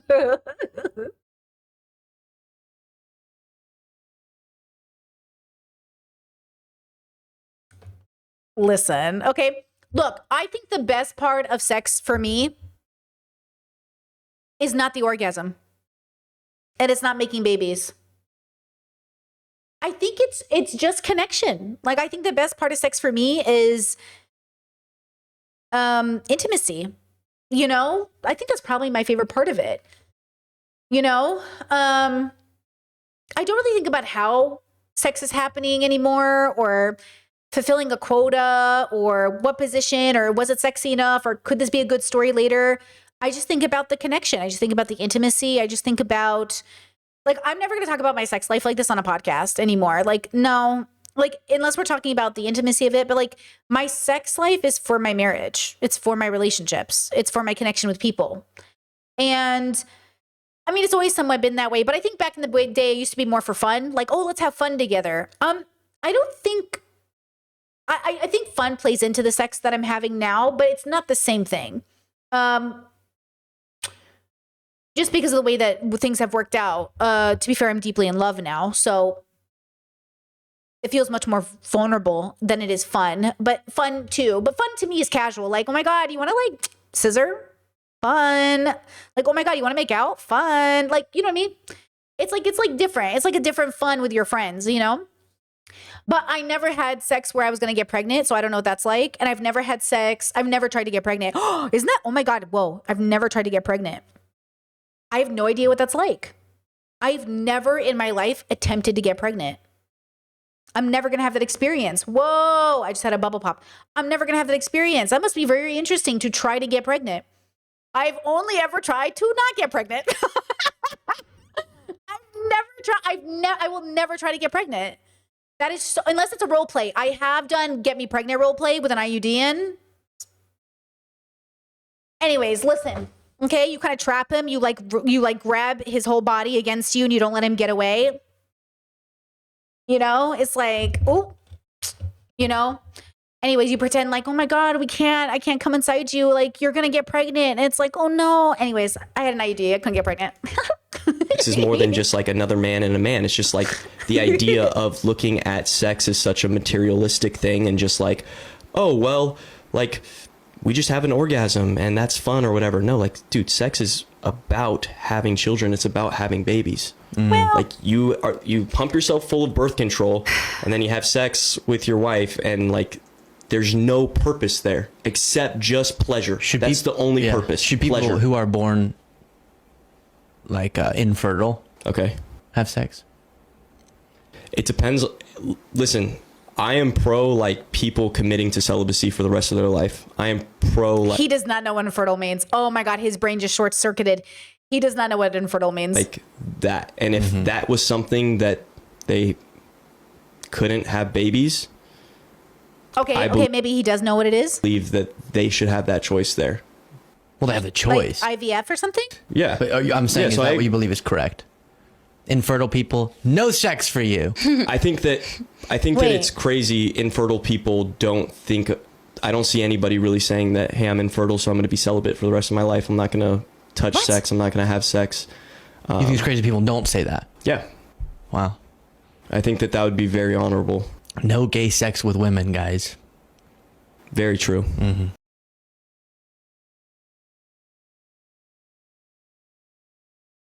What? I don't know what just happened. So if you're infertile, his recommendation is to take a vow of celibacy because that would be honorable. I mean, I guess. Okay, I don't get it. But this is what I mean about like, I look at the world and I'm like, okay, 80 million people voted for Trump and this is one of them. And I'm like, okay, like I'm going to liberate myself even if the rest of the world doesn't. That's what I mean, girls. I liberated myself out of this bubble. I said, with peace and love. I said, bye-bye. And like, that's what I say, liberate yourself and then fight to liberate the system. Because what if you had just stayed in this bubble? Liberate yourself out of the bubble. Bye. I'm going to go find a different bubble because I could never. But somebody say, you're lucky to have been married. You're lucky to have a job. You're lucky to live in this. You're lucky. Like everything in my life to them was luck versus the reality that though luck is needed, it can't just all be luck because no one's that lucky. I mean, some people fail forward, you know what I mean? But I've never been that person. So there is something about that narrative that again goes back to the commenter that I have an issue with is the negativity. There is a negativity to a type of person who's given up and they want to see that you've given up too. I don't think it's very many people. I don't think most people are like this either. But I do think they stand out because they're so unrealistically, like, give me a naive conservative any day than a negative Nancy who's just like, the world sucks and everybody's stupid except for me. You know, it's just like, oh, give me an optimistic conservative any day who's like, I'm just trying to put food on the table for my family. My husband works really hard and I'm his wife and we homeschool the kids. Like, it's not perfect, but I'd rather hang out with those people than the negative Nancys, okay? And I think the negative Nancys also end up being people who, to be fair, were probably severely neglected, you know, when they were younger, because a lot of them tend to have problems that the system doesn't help them with, things like disability or a lack of education or some sort of intersection where that would make sense, where they don't have the ability to kind of get to the other side of things. But this plays into dating and why dating is so interesting, because there's a level of discrimination. You know how people in this biphobic conversation kept saying like dating is exclusionary, it's discriminatory. Okay, well, look at this short little TikTok here. It's a man, a disabled man, going up to women and saying, well, I was in Philadelphia. I asked people, would you date a disabled person? Here we go. Would you ever date a guy with a disability? Yeah, like, I mean, I really don't care. Everybody got differences, you know? Yes, we. Yes, actually. Yeah, they're a decent person. Being as though I'm married, I can't answer that question. Depends on the mobility. I'm gay. Would you ever date a guy with a disability? I love the last one. I'm gay. But yeah, I like that all of them were like, yeah, why not? Very different than the way that I was raised. If you ask somebody, I remember my neighbor started dating somebody who was a swimming coach, and he was an amputee, and he had no legs, and he was super in shape, nice car. Honestly, he had a Jeep. It was really decked out too. Was chilled in a wheelchair, but also like I just remember how muscular he was. I was like, damn. And so everyone started asking like, oh, would you date somebody who is disabled like that? And I remember thinking like, hell yeah, brother. Like, hell yeah, brother. And like, that was always a conversation we had as younger kids. Cause like I said, kids watch you and they have conversations. That's why I say like the audacity of these grown people to be having these conversations on TikTok, not realizing like you are now going to be some group of 10-year-olds. Hey, would you do this? Would you date a guy who's bisexual? Like, don't you see that kids are watching you? Did you watch adults as kids? Guys, I watched every single adult that was ever having any conversation adults were having. I was listening. I was like, Like I was constantly listening and then taking the convos back to my friends and being like, did you hear what this adult said? What do you think about that? Like I have to assume, even if my analytics say kids don't watch me, that kids are coming across, some gay kid somewhere is Googling biphobia and my video is going to come up, and I need them to know that they're not gross because they're bi. Okay? So it's just kind of interesting. But I think when I was younger, that question about disability, it would have been pretty normal for people to say, oh, no, I wouldn't date a disabled person, because they would have, again, this is the conversation about like intellectual disability, physical disability, all these levels where people are trying to figure out, are you taking advantage of this person? Like if heterosexual, able-bodied people, there can be a power dynamic, then how much more of a power dynamic could happen if somebody is disabled, right? There's all these layers to it. But that's why I say, like, at some point, you have to have the discernment about the person you are with, like how much they're really understanding about what's going on. This actually plays a role too in some of these conversations we've been having, where at some point, I do think it's punching down on conservatives a little bit because they don't know anything. But they're not alone in that not knowing anything. A lot of people don't know anything, you know, but I do sometimes when I talk to a conservative, I do feel like, damn, I'm punching down right now, bro. Like, you don't even know what heterosexual means. Like some of these liberal women who are literally arguing what heterosexual means. I was like, girl, you don't even know what heterosexual means. You know what I mean? Like, are we punching down? You know what I mean? But that's why I think bigotry is so interesting, because I do think the more introspective you are, the less bigoted you become, because you have to learn along the way. But then it's like, I don't even know how to have a conversation with a grown-up who doesn't know the difference between a drag queen and a trans person. You know what I mean? It's like, okay. Now, I want to take a little bit of a pivot, a break, to talk about, well, just watch this video. That's true, and the other thing is, my sister had a baby, and I took it over because she passed away, and then the baby lost its legs and its arms, and now it's nothing but a stump, but I still take care of it with my wife, and it's growing, and it's fairly happy, and it's difficult because I've been working a second shift at the factory to put food on the table, but all the love that I see in that little guy's face makes it worth it in the end. True story. Anyways, I saw that clip and I kept like laughing at it, and I watched it and I kept watching it. And I started to think about the fact that this is media for children, but then there was no conversation about what people were like. We weren't having larger conversations about veganism and eating animals. And I was thinking about this from a consent level. Yeah, it's Shark Tale. I was thinking about this idea about like even Little Mermaid and Sebastian and the French cook going at it together. And I was thinking about how we've always had media about consent. It just wasn't through a lens of a deep, that evoked a deep enough understanding. And now that I'm on this plant-based journey, vegan journey, I'm like, yeah, interesting. You know, just like the media, it's all there. Like this is why I say, no matter how introspective you are, until you're ready to see it, you don't see it.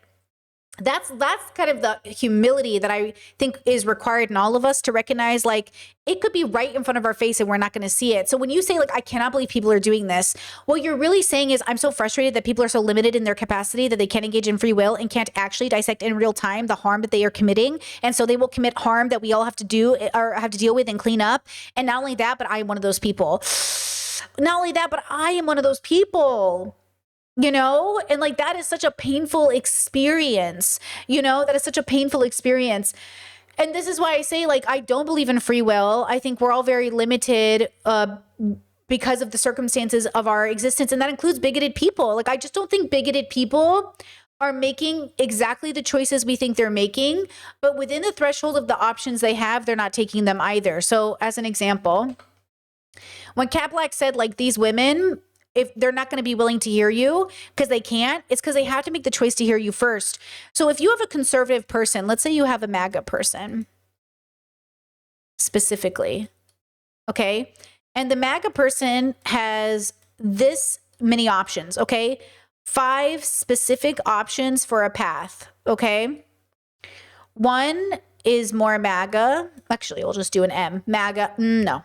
We'll color code it. 1 is MAGA, so they go down the path of MAGA, okay? 1 is, let's say, towards liberalism, so they're blue, okay?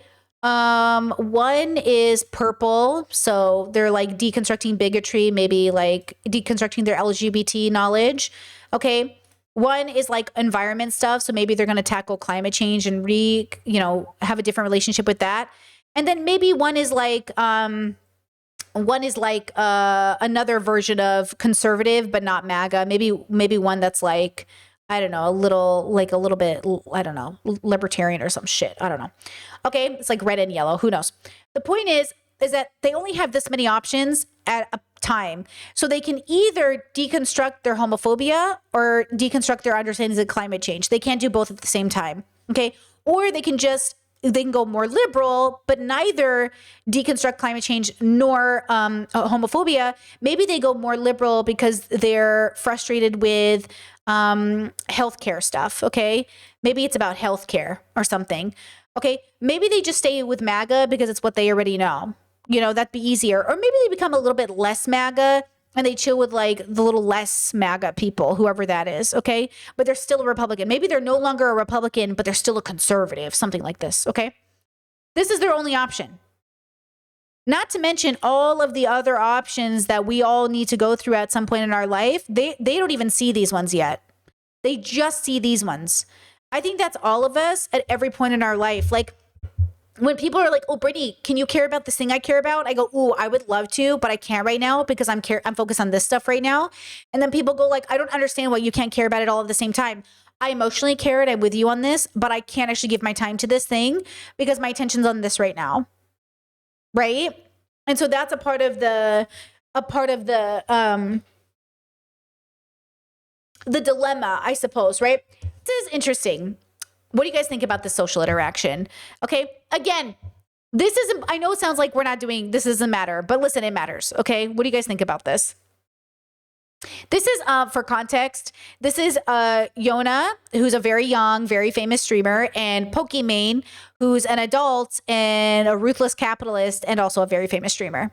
No, she's in a little part of, if you guys didn't know, she's in a little part of one of the latest Drake albums.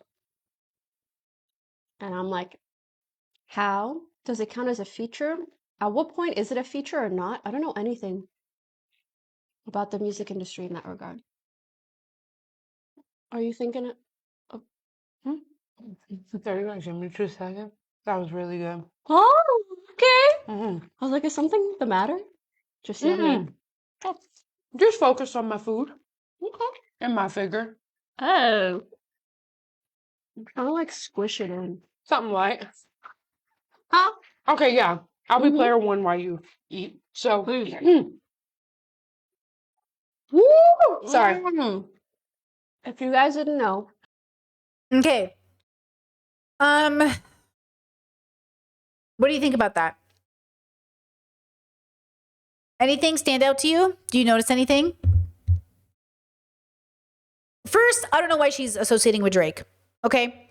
So we're going to ignore that part. But anybody notice anything else? Hey, chatter, stop with this. You're doing this thing. Don't do that. It looks weird. And two, when you type and you capitalize every letter of your sentence, it signals weird. Like not weird, interesting, charming, unique. Weird, like hello. Like again, I think neurodivergent people do this or people do this to try to look cool on the internet. It's weird. It's not grammatically correct. It doesn't make sense. It doesn't convey anything. It says, look at me, I'm interesting. And then you're repeating the same comment over and over again, right? Like, just think about the way that you're being viewed. I know I used to do this when I was a kid because I thought it was cool. Like, capitalize every letter before it doesn't make any sense. What bubble are you a part of where that's normalized or you do that or that communicates like sanity? If you're 15, it's not cool. Stop doing it. It's going to look really weird in college. And also, like, okay, just like, and don't repeat comments. I know, I can read you. Because imagine you're at a coffee shop and you're just like saying the same thing. I hear you. I know. Okay, what do you think about this? Right? What do you think about this idea? What is happening here is that in this moment, I think, I could be wrong, everybody feels like they see it, but they don't know, okay? That Pokimane is insulting Yona. That she's saying, oh, is it like a feature or what is it? Like, what do you think this is? And then she goes, oh, is something wrong? Listen, I have tried really hard to like Pokimane. I can't. I don't like her. But not for the misogynist reasons boys don't like her, because that is so real. But because of the way that she continues to conduct herself over capitalism, over consumption, talking about eat the rich when like, you know what I'm saying? And then on top of that, why are you throwing this shade at this little girl? Like she's just a girl. Like I know people don't like me calling women a girl, but please, at 37, she's a girl. Okay? I know she's a woman, but she's a girl. She also shouldn't have been talking to Drake, you know?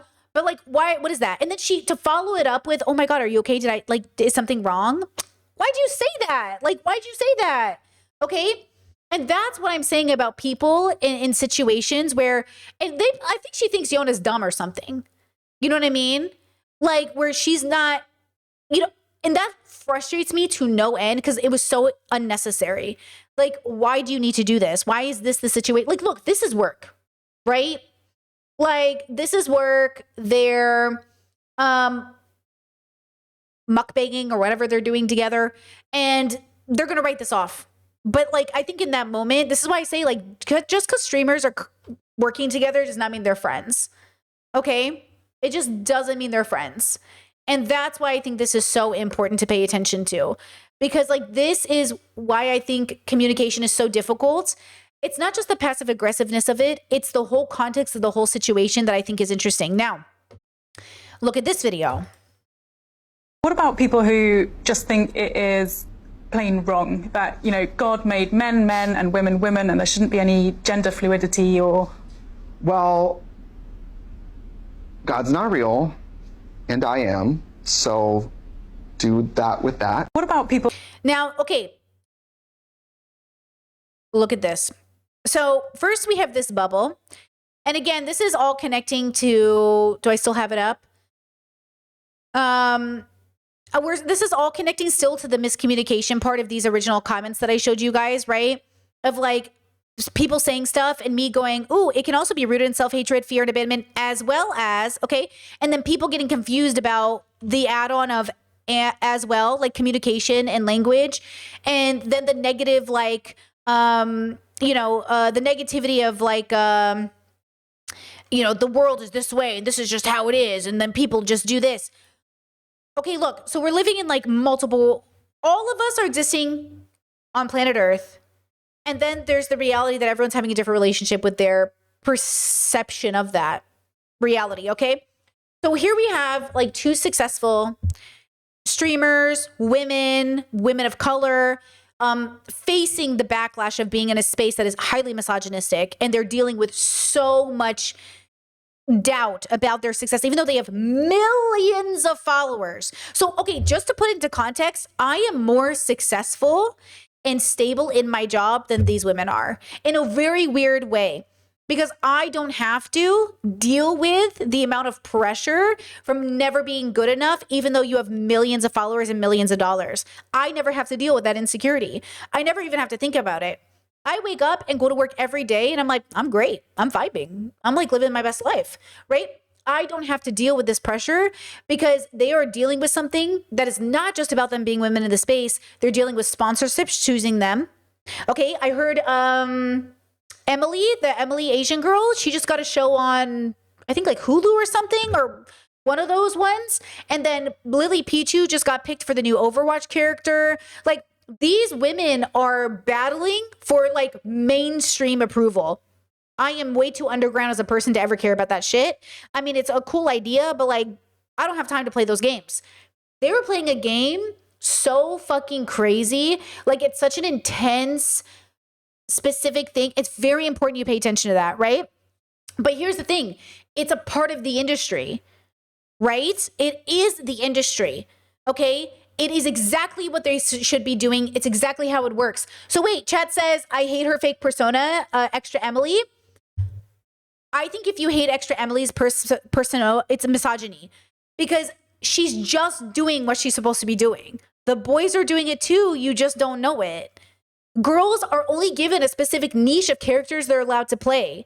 Pokimane plays one, Lily Pichu, everybody's playing up the version of themselves that works for the niche they're in.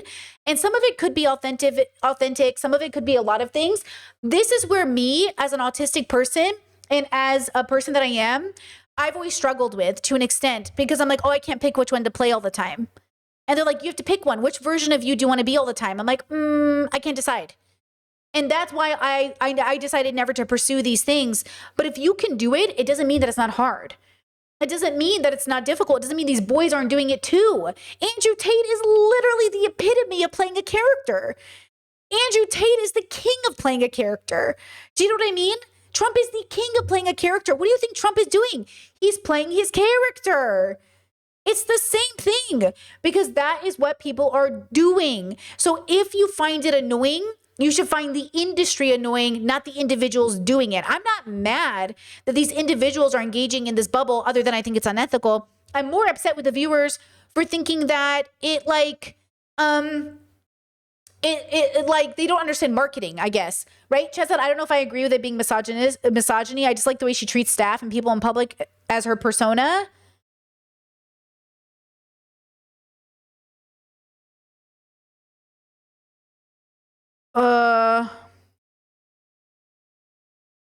Okay, then just make, okay, hold on. Everyone's getting lost in the sauce. Focus.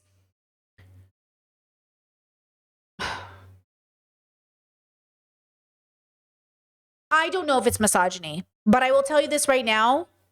Be very careful that you know that. Because with Pokimane, I had to really sit down with myself and say, okay, Britt, do we not like her because of misogyny, internalized misogyny? Or do we not like her because of reasons? And I tried really hard to like her. I'd watch her stuff. I'd go to her podcast. I would like purposely engage in her bubble, be like, I'm going to like this girl. And then I was like, why don't I like her? Oh, we have different ethics. That's why I don't like Pokimane. Because our ethics are so different. I don't know how to relate to her. That's it. It's not her fake persona. It's not that she's pretty. It's not that she kind of plays up some of anyways, the point is that like, that's not the reason. Those are the factors of like maybe us having different values, but it's not her. I don't have any issue with Pokimane, the human being. She's not an evil person. You know what I'm saying?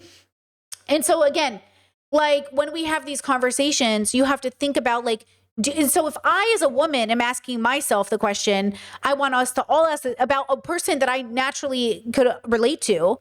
We all need to have this question about everybody, right? Chet says maybe you don't like her because she's Moroccan.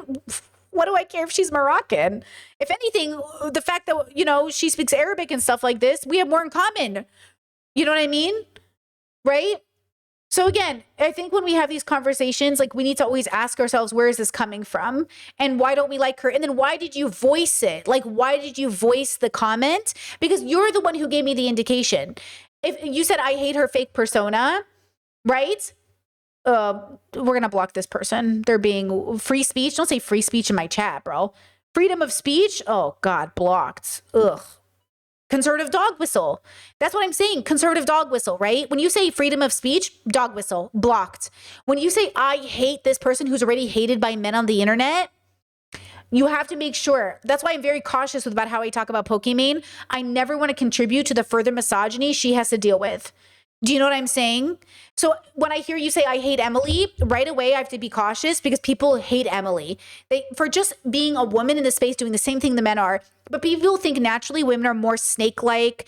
They're more scammer-like because women, women, they're so fake. But it's not true. The boys are just as fucking playing up a character as these girls are. Didn't you see Lacey get his shit stolen at university, whatever, because quote, it's a video, right? Like, people were like, the boys were doing horrible pranks to each other saying, oh, it's for the video. It's for the video. Eventually you're just actually doing those things though.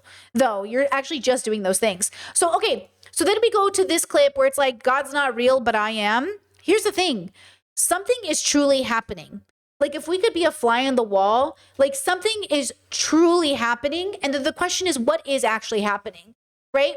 Like what is the truth of the situation? Look, I don't know if God's real, but I know I am. And that matters to me. It matters to all of us. And that's why I say when it comes to gay people or straight people or whoever else, like God, I don't know if she's real, but I am. Okay, now remember this TikTok? I showed it to you a while back. I just want to bring it back for a second. This is about the biphobia conversation, right? It is the reason why people say that it's rooted in biphobia and homophobia, that you don't want to date bisexual men. It's not by erasure. It is that it's an implication of promiscuity in that stand. The implication that a bisexual man... Shaheen, it's because they're stupid. That's it. And like, I need to say that. It's because they're stupid. I went to graduate school and I got a master's degree in gender and sexuality studies. I have studied the entire modern history from probably Foucault and probably the Victorian era through Foucault to the present day scholarship on how gender and sexuality is formed. And you get on this app and you try to educate people on what the scholarship says, not their parents, not the church, not whatever. They're stupid. And it's difficult for me as an academic to feel like I can't say that. We are in a fascist moment. Okay, I just want to say, I've been really thinking about this. I don't think hard-headed does enough. Guys, we need a word for stupid. It just doesn't work. You know what I mean? Like, stupid is such a perfect word that if it's ableist, I hear you. We need a better word though. I'm trying to say like, hard-headed is good. Don't get me wrong. But hard-headed almost sounds like, it's just different sounding. I like it for other contexts, but I can't find something as good. Obtuse isn't right. No, you know what stupid does? Is it's so real. It's so guttural. You know what I mean? It's such a guttural word. It's like you think I'm stupid? Like my dad used to say that to me, like, do you think I'm stupid? And I'm like, well, no. And that's the worst part. I actually don't think people are stupid. Do you want to hear the irony? I don't actually think you're stupid. But the fact that you're so offended by the word makes me want to use it. Like so you hear yourself, right? I don't actually think you're stupid, meaning unable to be intellectual. I'm saying the choice you're making to not be is hard-headed. You know what I'm saying? But it's such a specific, your response to it makes me go, oh, okay, you know what I mean? Right? Chad says, Brittany, let's not try to use the same arguments those losers try to justify the R word. Let's try not to be obtuse about what I'm saying and recontextualize the context of me asking for better language, because that sounds ignorant, given the context of how I just openly said, if it's ableist, we need a new word. Okay. Thank you. Okay. Truth no longer matters. It just don't. There are going to be people, and like, I respect you. Me and you've been friends for years. I love your work. It is disheartening to go to school. I've been in school for over a decade. And there are people in this fascist moment right now who are being taught by pastors that their opinions are more verifiable than fact. So the conversation isn't just about bisexuality. It isn't just about gender and sexuality or race or class. Some people are just stupid and they don't want to know.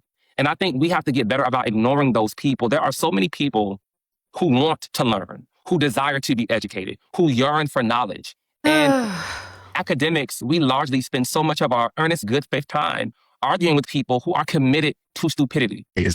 So that's the part of this that I wanted to revisit. I think it's very important that we recognize like who deserves our time and who is important to, but then people go, oh, like you're creating an echo chamber. You're not talking to other people. But the dilemma here is like, yeah, but if talking to you is like talking to a brick wall, then what are we doing? Okay. So that's why I think there's a problem here about the way that we're having these conversations and what word is going to translate. So here's the problem. If you're talking to a bigoted person, the reason that dark woke exists, like the reason that debate bros end up using their language is because those people understand that language. But if I'm never talking to those people, I almost never have to use that language, right? But then the question is, why am I even talking to people who I feel so inclined to have to use that language? Like, why am I even engaging in a space where I have to bring up that word or any word that relates to it? And the question is, what is that? But then the thing is, and this goes back to this idea that like, oh, you're smarter than everybody else. If the whole world is bigoted and the whole world is okay with child marriage and the whole world says it's actually fine for age gap relationships to exist and teenagers know what they're doing and kids are actually manipulative, then it's like, what are we doing here? So then it requires you as the person to decide in that situation, like what is the best way to, one, survive the situation, and two, emphasize or use language that emphasizes the seriousness of the conversation in many ways, right? Okay. So we have to think about it. Like it's not that we need to use these words. That's not the argument I'm making. Okay. I'm making the argument that like, I think it's very unserious to not seriously think about why we have to use certain language. But I also think it's very unserious to default to using slurs because it's so serious. Okay? So like we have to think about it. There has to be a solution here, but either way, it will require us to think. And it will not be the first answer, the second answer, the third answer. Like we have to keep having this conversation in the same way we're still having the conversation about what is love. Okay, how do you raise good kids? You know, when I have a conversation, it's like, which one are you having and who's saying it? You know what I'm saying? So we have to think about it. Like, what's the best way to say the thing that we mean to say? Who knows, right? We're working on it though. Okay. So please do not, especially as a avid watcher, say that I'm using the same argument that these people are using about slurs. I'm literally not making the same argument. And that's so fucking annoying to even read that comment. Because I'm dead serious. This is that feeling of like, I love human beings, but sometimes I wish none of you existed. Because are you so fucking serious right now? And then I remembered like, oh, but what would life be like without music and art and anime? And I need people and I love people. But like sometimes it feels like this is why people stop reading their comment sections. You know what I'm saying? Because like, it doesn't matter how much good faith I put out there, how much work I do. There's always going to be someone who's like, oh my God, is that this? Okay, next video. This is a teacher. Teachers are leaving the classroom because the students think out loud nonstop. That's the only way I can describe it. And I keep saying to them, that's not talking, that's thinking. You're just thinking and you're saying it out loud. Talking is for the purpose of communication. You're not doing that. You're just, every thought that's popping into your mind, you're saying out loud. That's how classrooms are now. That's why teachers can't do it. What do you do about that? It's like if a kid is defiant for a purpose, you can figure out the purpose and help the kid get fixed. If kids just think out loud nonstop, like it's just a horrific habit now because every moment of their life is a screen withdrawal detox just to be here in this analog, boring classroom, I can't compete with that. I can't compete with that. So they just think out loud, think out loud, think out loud. And you can get them in the rhythm of a lesson. I'm doing summer school right now. These are 10-year-olds. I normally teach middle school. I've been working with elementary for years and I'm watching the changes every year. They're definitely harder this year than they were last year. Definitely. So the teachers are leaving the field because we don't even know how to explain to you what's happening. There should be multiple adults in the room and there should be a lot more things. The Chromebooks should never go home again. They should be in a cart in the room. Your kids, you take away your kids' devices and then your kids say, oh, but they don't know I still have my Chromebook. And all they do is they go on Safari, they type in funny videos, they hit enter, they get the link, they copy the link into a Google Doc, and you think they're doing homework and they're watching videos. So they're teammates. The students think out loud nonstop. That's the only way I can describe it. And I keep saying to them, that's not talking, that's thinking. You're just thinking. Okay.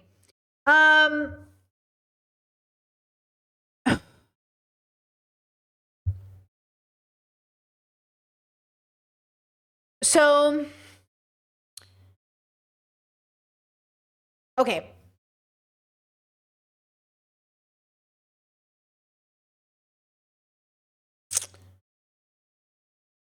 Okay. I'm around a lot of neurodivergent people. And a lot of people who think out loud. I think out loud. I'm a thinker out louder. I've been since I was a kid, okay?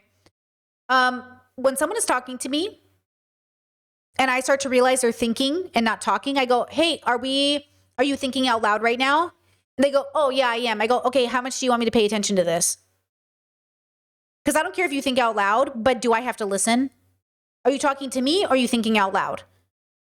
And that's everyone, right? Like a lot of people who think out loud, it's not just children or adults. It's like, it just happens, you know? So usually the way that I talk to my friends or family or my husband, sounded so weird, my husband, my partner, is I usually, I say, oh, can I tell you something about work? Oh, can I vent about work? Can I brainstorm with you? Can I think out loud with you, but I don't know if I really want your opinion? I like get their consent, you know, basically. And sometimes we don't even get that. Sometimes we just start talking. And then eventually I'm like, are you thinking out loud right now? Or like sometimes my sister will call me. I'm like, are we venting? Or are you looking for advice? Sometimes people will give their opinion. And they'll be like, I'm just trying to be straight with you. I'm just trying to be honest. I'm just trying to say it how it is. I'm like, oh, how about you say it in your head instead? The truth is, it doesn't matter what their age is. There's no kids nowadays. There's simply a changing of culture. These kids aren't being raised by boomer parents. They're being raised by different parents, and those different parents have different values. So the kids in your classroom will be different. Okay? There's also tech changes, social expectations that are different. But why are we pretending like boomers aren't raising kids anymore? I don't know why you thought millennials and Gen Z would be raising their kids exactly like boomers. Why did teachers think that if your teaching career was 40 years, that your kids would be the same from the time you started to the time you ended? Okay. So again, I just think that sometimes people aren't thinking very deeply, right, about the layeredness of what's happening. So I don't like this idea that like, oh, teachers can't handle the kids nowadays. Bro, I don't think you can handle the adults nowadays. Okay. You ever been in a conference room or a lunch break room with a coworker who starts talking at you and then you have to start eating in your car because you can't even get a break on lunch because you always have that coworker who like basically thinks out loud to you and you just want 30 minutes to like watch your YouTube videos, but you can't. So now you have to go hide in your car. That's not a kid. That's not a classroom. That's a grown ass adult who's 60, by the way, and never even knows what an iPad is. Okay. So again, this narrative that like, oh, it's the kids. Oh, it's this. It's just people. People are talk. You know what I mean? It's just people. Okay. Again, we're having this like, I'm smarter than people. I'm better than people. Oh, it's this reason. I'm so much better. Guys, you all suck. Okay. Y'all suck. We suck. I suck. We all suck. I just philosophically, with the deepest humility, need you to know that you suck. And I need you to be okay with it. You gotta learn to be okay with the fact that you suck. And that you will have situations with your most loved people, with the best people in your life. And you gotta go, I suck. I'm sorry. I don't know why I said that. I suck, bro. I'm sorry, bro. I've been, I have a sibling. We have an app called Marco Polo. And I have a sibling who sends 10 to 20 minute Marco Polos.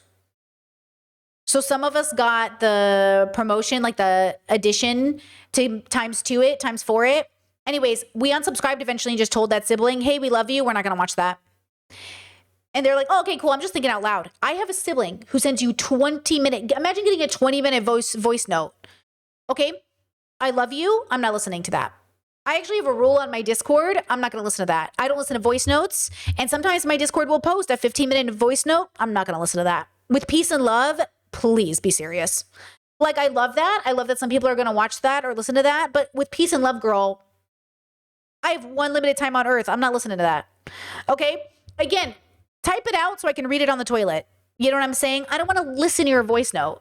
Okay?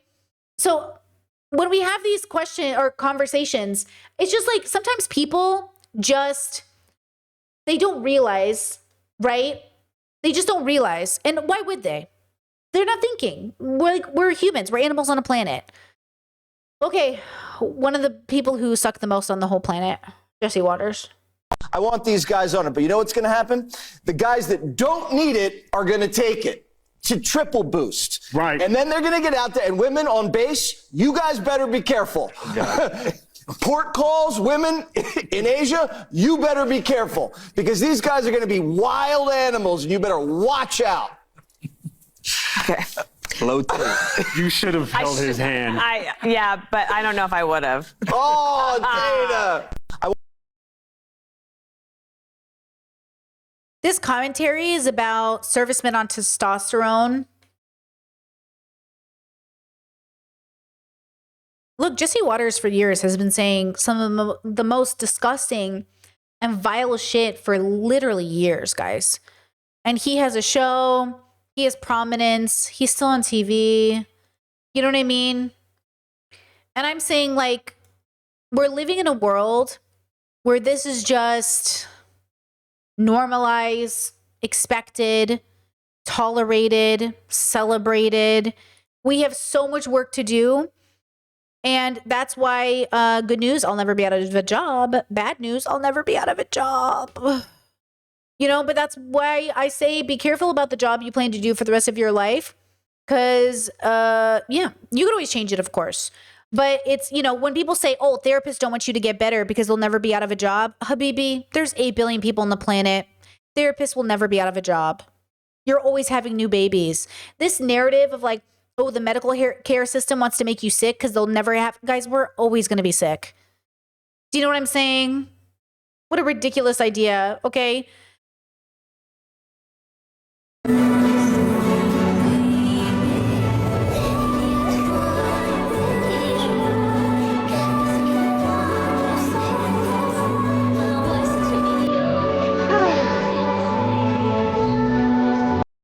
Wow.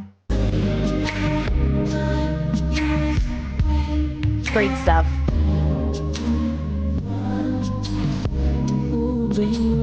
Yeah. Okay.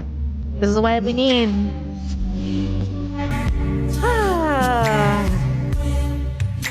Okay. Thank you. I needed a little refresh. Whoo, does that feel better? Do you guys feel better now? Okay. 2 more TikToks. We're almost done. You're transphobic. When all This is a look, one of my favorite philosophers / comedians, and they are great. you have left is your transphobia. When you've got no money in your bank account and no health care, when you've got nothing in your life but your hatred, when you are dying, having your ass wiped by the very people that you're trying to kick out of this country. Are you going to look at it and say it was worth it? Hatred is never worth it. It's a weapon of mass distraction. They keep you hating us so you don't spend your energy demanding something that's better for you. Your hatred of trans people is a confession of your hatred of yourself. If you really loved yourself, you would realize, girl, I'm being swindled. Yikes. Yikes, these people don't actually care about me. You would realize I am worth more than this. But you don't feel like you're worth more than this because transphobia is a convenient drug that allows you to anesthetize your pain. That's why trans issues have become such a fever pitch. It's because it's a convenient, mass-produced drug that will make a docile population just turn and say, oh, it's not going to happen to me, what they're doing to the trans people. I need you to understand every boomerang returns. I don't know what they meant by who will wipe your ass when you're, I don't know what that means. Maybe they people in care or something. I don't know if what that meant. But regardless, I do think this plays into the biphobia conversation. It plays into this idea that I think for me, and going back to Kat Black's TikTok at the beginning, for Kat and a lot of us, we have a lot of understanding that a lot of the bigotry that we see displayed is a bigotry that comes from a lot of self-hatred. And that's important. Like, not all bigotry is from self-hatred, but a lot of it can be. Not, it depends on how you see it. Chet said hospice care, I assume. Oh, like doctors and nurses, I guess, home workers who are minorities and often immigrants. Yeah, I just didn't know if that was like the whole who's going to clean your toilets thing. Remember when that girl said that, Kelly, on Osborne, was it? On The View? You remember she's like, why are you going to kick immigrants out of your house? Who's going to clean your toilets? Like, is it one of those statements? Because that's fucked up. I hope not. Right? They meant like in home nurses. Okay. Like, I just didn't want it to be one of those situations. But anyways, it almost sounded like it in a way. But I think what they really meant was like, at the end of the day, you're the same people that will be willing to take care of you when you get older are the same people you fight against. And that's another thing that minorities do have to engage with, to be honest. Like, a lot of home workers do have to engage with a lot of bigoted people. But that's why I say, like, be careful about the career you choose, right? I will say this too. Hold on. Well, okay. So I want to end this segment with something that I think it's a proposal I want to make to you that I think is going to leave you with some thoughts for the weekend. And maybe I'm open to being wrong, but I think there's something here. I think in my heart of hearts, when I look at all the bigoted people I know, I'm just going to be real with you. I don't think they're actually bigoted, even though they're bigoted. I think there are very few people that are, they're bigoted, but I think there are very few people in the world who actually hate you purely for what you are. I think human beings hate you for what they think you are, for what they perceive you to be, for their own self-hatred.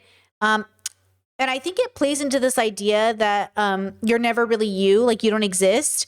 I'm not sure, because when I look at my parents or I look at people I know or I look at MAGA, they don't really get it. Like the same way you eat meat, like the same way you eat animals and don't think about it. You don't think about the consent, the rape, the violation, the murder, bringing things into existence just to kill them. Like, you don't think about it, right? And I know you're not a bad person because you eat meat. And at the same time, like, I think we might be bad people for eating meat. You know what I mean? But I don't know what that means. Because it does play into sort of like this idea of how far does the deconstruction go? So you know how these biphobic women were like, oh, you want me to unpack, but is unpacking look like dating bi people? And the same way that I'm like, if you unpack or if you introspect about eating animals, is the default position then plant-based or vegan? Kind of. Yeah, like kind of. But also that's why it's scary, because if you think about it for too long, you might change. That's why bigoted people double down and don't educate themselves, because like it's scary to change, right? So we've seen this TikTok before, but I want to play it for you again as it relates to this philosophically. Micro celebrity, I get recognized in public and decent. You shouldn't believe a word that I say, because I don't exist. See, as a niche internet micro celebrity, I get recognized in public and decent bit, and it's always interesting to me where and how I'm getting recognized. Because almost always, it's at a concert and it's by someone who recognizes me for my videos about linguistics or accents. And it's interesting to me because I haven't posted a video about accents since March. People know me as the accent guessing guy, but I haven't posted a video like that since February. And my point here probably isn't what you think it is. I'm not the accent guy. I am the accent guy, I'm just not me. To best explain, we need to look at the painting La Trahison des Images by the Belgian painter René Magritte. You've definitely seen it before. It's this painting of a pipe with text under it that reads, "This is not a pipe," because it's not a pipe, it's an image of a pipe. And in that same vein, I just lied to you, because ceci n'est pas une peinture d'une pipe. Ceci n'est pas une peinture d'une image d'une pipe. C'est une image d'une peinture d'une image d'une pipe. Similarly, the accent guy is not Zay Dupree the person. They're a representation of Zay Dupree. The guy who makes videos about hating white people is not Zay Dupree. They are a representation of them. I'm not Zay Dupree. I'm a representation of Zay. This is what Magritte was getting at with La Trahison des Images. A representation is not the thing, especially as the representation becomes more curated and thus further and further from its referent.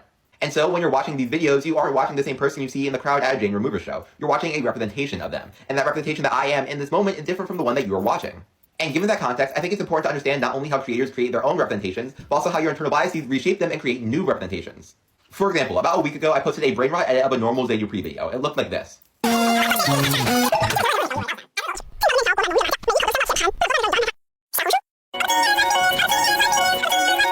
of people in the comments thought it was some sort of social experiment or meta commentary on the state of internet content creation. And truthfully, it wasn't. At least Zayd Dupree the person and Zayd Dupree the content creator did not intend for it to be. But you aren't watching either of those people. You aren't watching Zayd Dupree the person or Zayd Dupree the content creator. You're watching a representation of Zayd Dupree the content creator that you created in your own head, informed by what you think you know about them.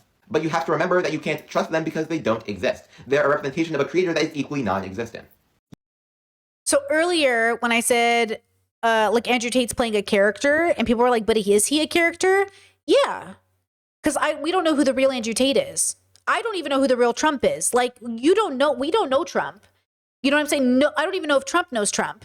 Because if you play a character long enough, you kind of become that character, which again, just like a person who's in the closet who plays a straight man with a married family long enough, if you die playing the performance of a straight man with a family, only for years later after your death, people to be like, oh my God, he was gay the whole time.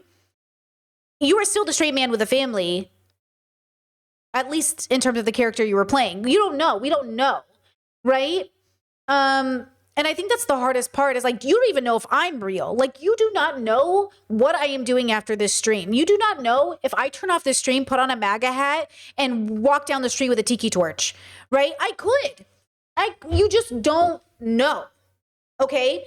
And so what you're doing is you're believing the person that you see on your screen.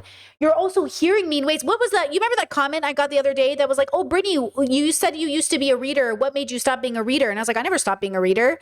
And they're like, well, didn't you say you stopped being the person known as the girl who reads books? And I was like, yeah, because I stopped being the version of me that read a book a day. And I started being the version of me that reads a book every like 2 months, like a full book. It takes me about 2 months at this point to finish a full book.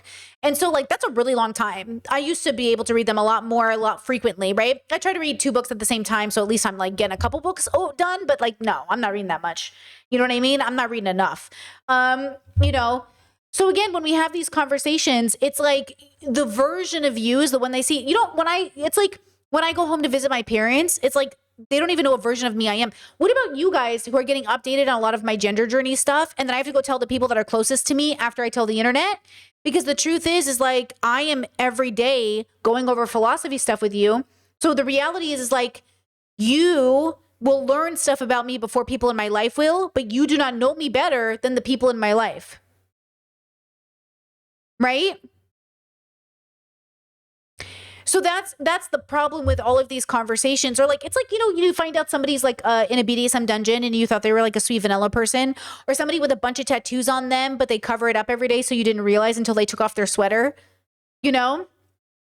Just said Brittany Venti. Brittany Venti, no! I've become Brittany Venti. No! Absolutely not, you know?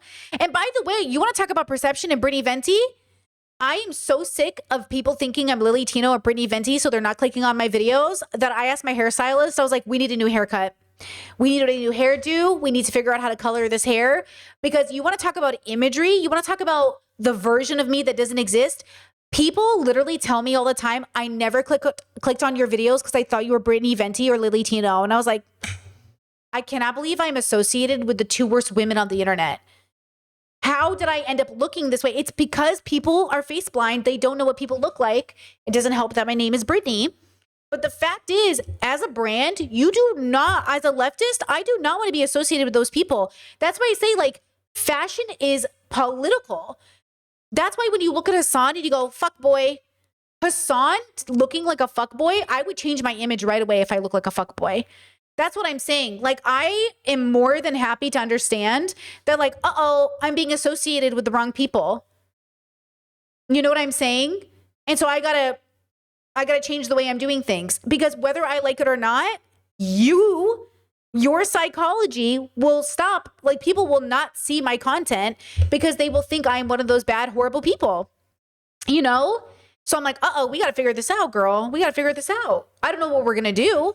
I don't know how it's going to help, but this is serious. So what I have to do is I have to think about what I like, you know, and think about how to get the right people into my audience. But how many leftists, how many liberals are not seeing my content because they think I'm conservative? You know what I'm saying? Fuck. You know, like, damn, I got to do something about this. And it's not anybody's fault. It's your psychology. That's what I'm saying. You don't have free will. And you're probably not chronically online like I am. So if I saw me in a thumbnail, I'd be able to say like, oh, I wonder who that is. You know, but I would also say based off the thumbnail, this is what content I think she makes. you know? So anyways, we'll figure it out. I got to figure out what to do, but I'm going to work on it. And that's the part about all of this that I think is interesting. The version of me it can't even exist because you won't let her exist. Like the internet won't let me exist. Do you know what I'm saying? Because the real me is not enough for them to pay attention to. The most leftist, the most liberal, the most deconstructed person will still only click on a thumbnail they think is interesting, curious, weird, uncomfortable, pretty. Like, you're still not just going to watch a video to watch a video. You're not going to randomly dive into parts of the internet you've never heard of just to watch and see what this person is about. That's just not what most people are doing. You know what I mean? So, yeah. Chet says, real talk, I avoid YouTubers off of video vibes alone from the thumbnail, so I'm the problem too. You're not, it's not even, listen, it's not even that you're the problem. It's just the part about being human. That's what I'm saying. Like, we're all kind of responsible, but also it is how you're hardwired. So then you have to have a deeper relationship with that biological experience. Because like I see a thumbnail and I go, okay, let's experiment. Hold on. Let's experiment. Hold on. So this is my homepage right now on YouTube. So this is my homepage. Okay. And the homepage is going to show you stuff that I've recently been interested in. So we've got Do Not Worry. Okay. They're live right now. Shout out to Anthony. My SZA playlist. Guys, I just made a playlist for gaming. It's so good. I just made the best You want to see my playlist? My gaming playlist? Oh my God. I just made a gaming playlist. Okay. We've got FK Twigs, Perfect Stranger. SZA Broken Clocks, Normani Wild Side, SZA Good Day, SZA Snooze, SZA Hit Different, Motivation from Normani, Cardi B Enough, Cardi B Bongos, that's with Meg Thee Stallion, Cardi B Up, Meg Thee Stallion Bigger in Texas, Ashniko Special, Ashniko Daisy, Ashniko Slumber Party. That is my playlist for gaming. So when I play Overwatch, I turn off the Overwatch main music and I turn on my playlist. Now that playlist alone sends an image to your head. How many of you like me better because of my playlist? And how many of you like me less because of my playlist? How many of you in your head went, ooh, and how many of your head went, that is also a part of it. Because now I'm sharing something with you that tells you a little bit about me. And you're like, oh, that's who Brittany listens to. Or like, oh, that's her playlist of choice, right? Every single piece of information we give each other starts to form an image of somebody in their head. Okay, so let me show you this before I go back to YouTube. Let me draw you a picture. So when I meet people, this is how it works, okay? When I meet a person, okay, I start to paint a picture in my head of that person's life. So if that person is like, oh, I have curly hair. I'm like, okay, they have curly hair. They go, but sometimes I straighten it. I go, oh, sometimes they straighten it. Boom, boom. And they're like, oh, I love coffee. I'm like, oh, cool. They're like, but I like it ice cold. I'm like, oh, but they like it ice cold. Okay, I add it to the painting of that person. They go, oh, actually, I used to go to church when I was younger. I go, oh, okay, church. Okay, got it. And I'm picture. And then they go, if they go, let's say I assume something about them. Let's say I assume their gender and I thought they were a woman. And they go, well, actually, I identify as non-binary. I'm like, oh, fuck. Okay. Non-binary. Like that's what's happening in my brain. It's like I'm updating as I'm getting to know them and the picture is changing and forming. It's like this, it's constantly moving. I don't think most people are doing that. I don't think so. That's why they go, no, that can't be true because this is the version of you in my head and it can't be different. And I'm like, no, they just gave you more information. So you got to like update the information. Like the image is changing. Like you guys, you look like this in my head and it's just changing different versions of you. It's updating, right? Okay. Now let's go back to this. Okay. So now we're on this page. Now, let's see what is on my page. Here's A Dupre's YouTube channel. Stop trying to relate. Some shorts. I don't really watch shorts. Let's see. Some Chelsea Fagan, Hassan Minaj. Oh, but that's Ta-Nehisi Coates is on it. I want to watch that later. Let's see. Some Dave Ramsey, some Hank Green. Oh, I just watched this Colin and Samir video earlier about Hank. Oh, I just watched this with my partner. This is our food show, Cocoa Butter. Love Cocoa Butter. Black owned and operated, and they make really great content. Let's see what else. Straight women are scared of bisexual men. I started this video the other day. I didn't finish it. It's pretty long, but I started it. Let's see. Here's Gem Lettuce, a vegan. I watch their content. I watch their live streams a lot. Let's see. Is that Little Bill? And then let's see. So yeah, so here you go. Some of these people I know, some of these people I don't know. S. Johnson voiceovers. I think he is too conservative for me, but I like his food videos and I watch them when I go to bed.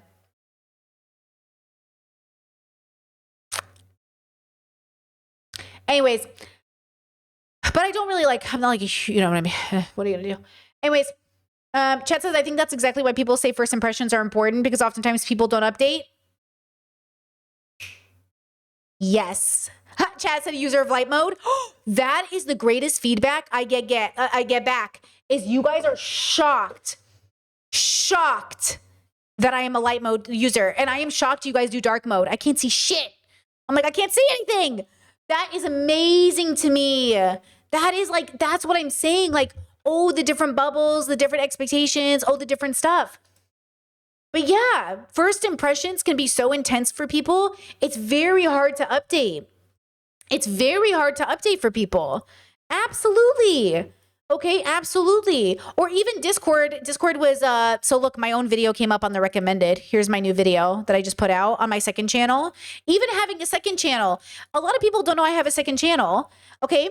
But the second channel is so funny. So somebody in my Discord was like, oh, I'm kind of surprised a lot more people weren't hating on AI in the video. It's because for that channel, people don't know who I am. Guys, 99% of the views I get on that second channel, nobody cares who I am. They just are there for the topic. There are YouTube channels that are never about the creator. Most of the educational channels are like that. Most of the people do not care who it is. They care about the topic being talked about. So that's why this channel is about me as a person. And I'm very transparent with you about who I am. And that channel is about me as a concept of a person. That second channel is much more like Brittany the concept. And this channel is like Brittany the person. You know? And so I do think people who like Brittany the concept, some of them will struggle to care about Brittany the person, but it doesn't matter since 99 of the views from that channel will be people who will never subscribe to me.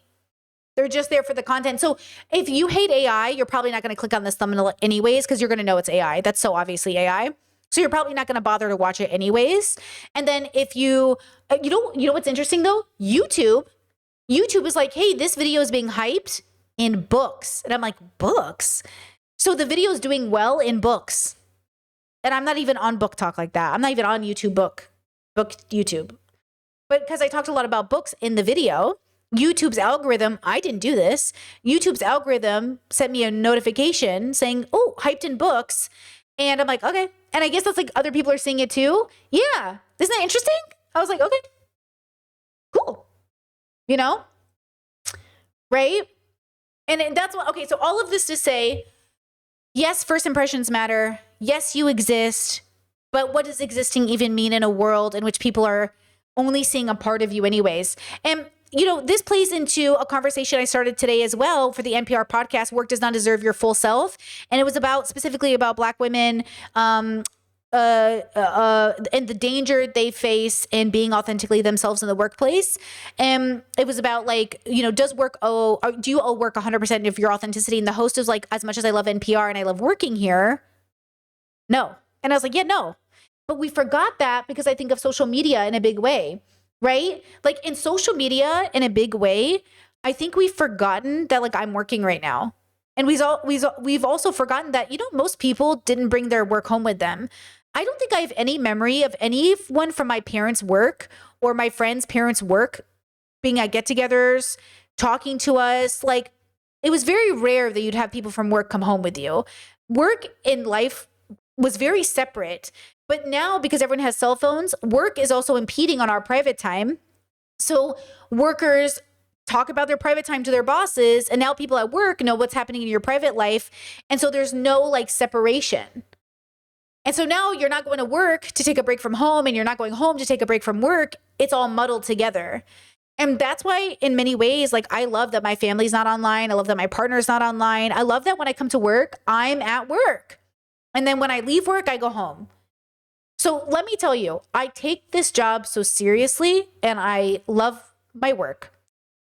And I also want to say, I love clocking out for the weekend. I love clocking out for my Sundays because sometimes this job is like every other customer service job.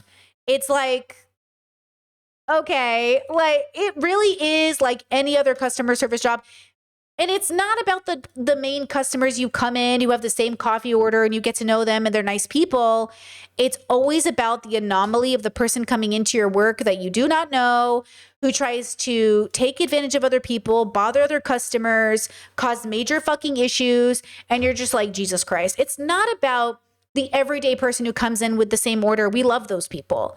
It's always about that fucking asshole who just comes in and feels entitled. I saw another comment that was like, they wrote like a novel. And then they were like, I'm assuming this video will be, or this comment will be deleted, like Brittany deleted my other comment, something like that. And I said, for the record, I don't delete comments. I just straight up block people.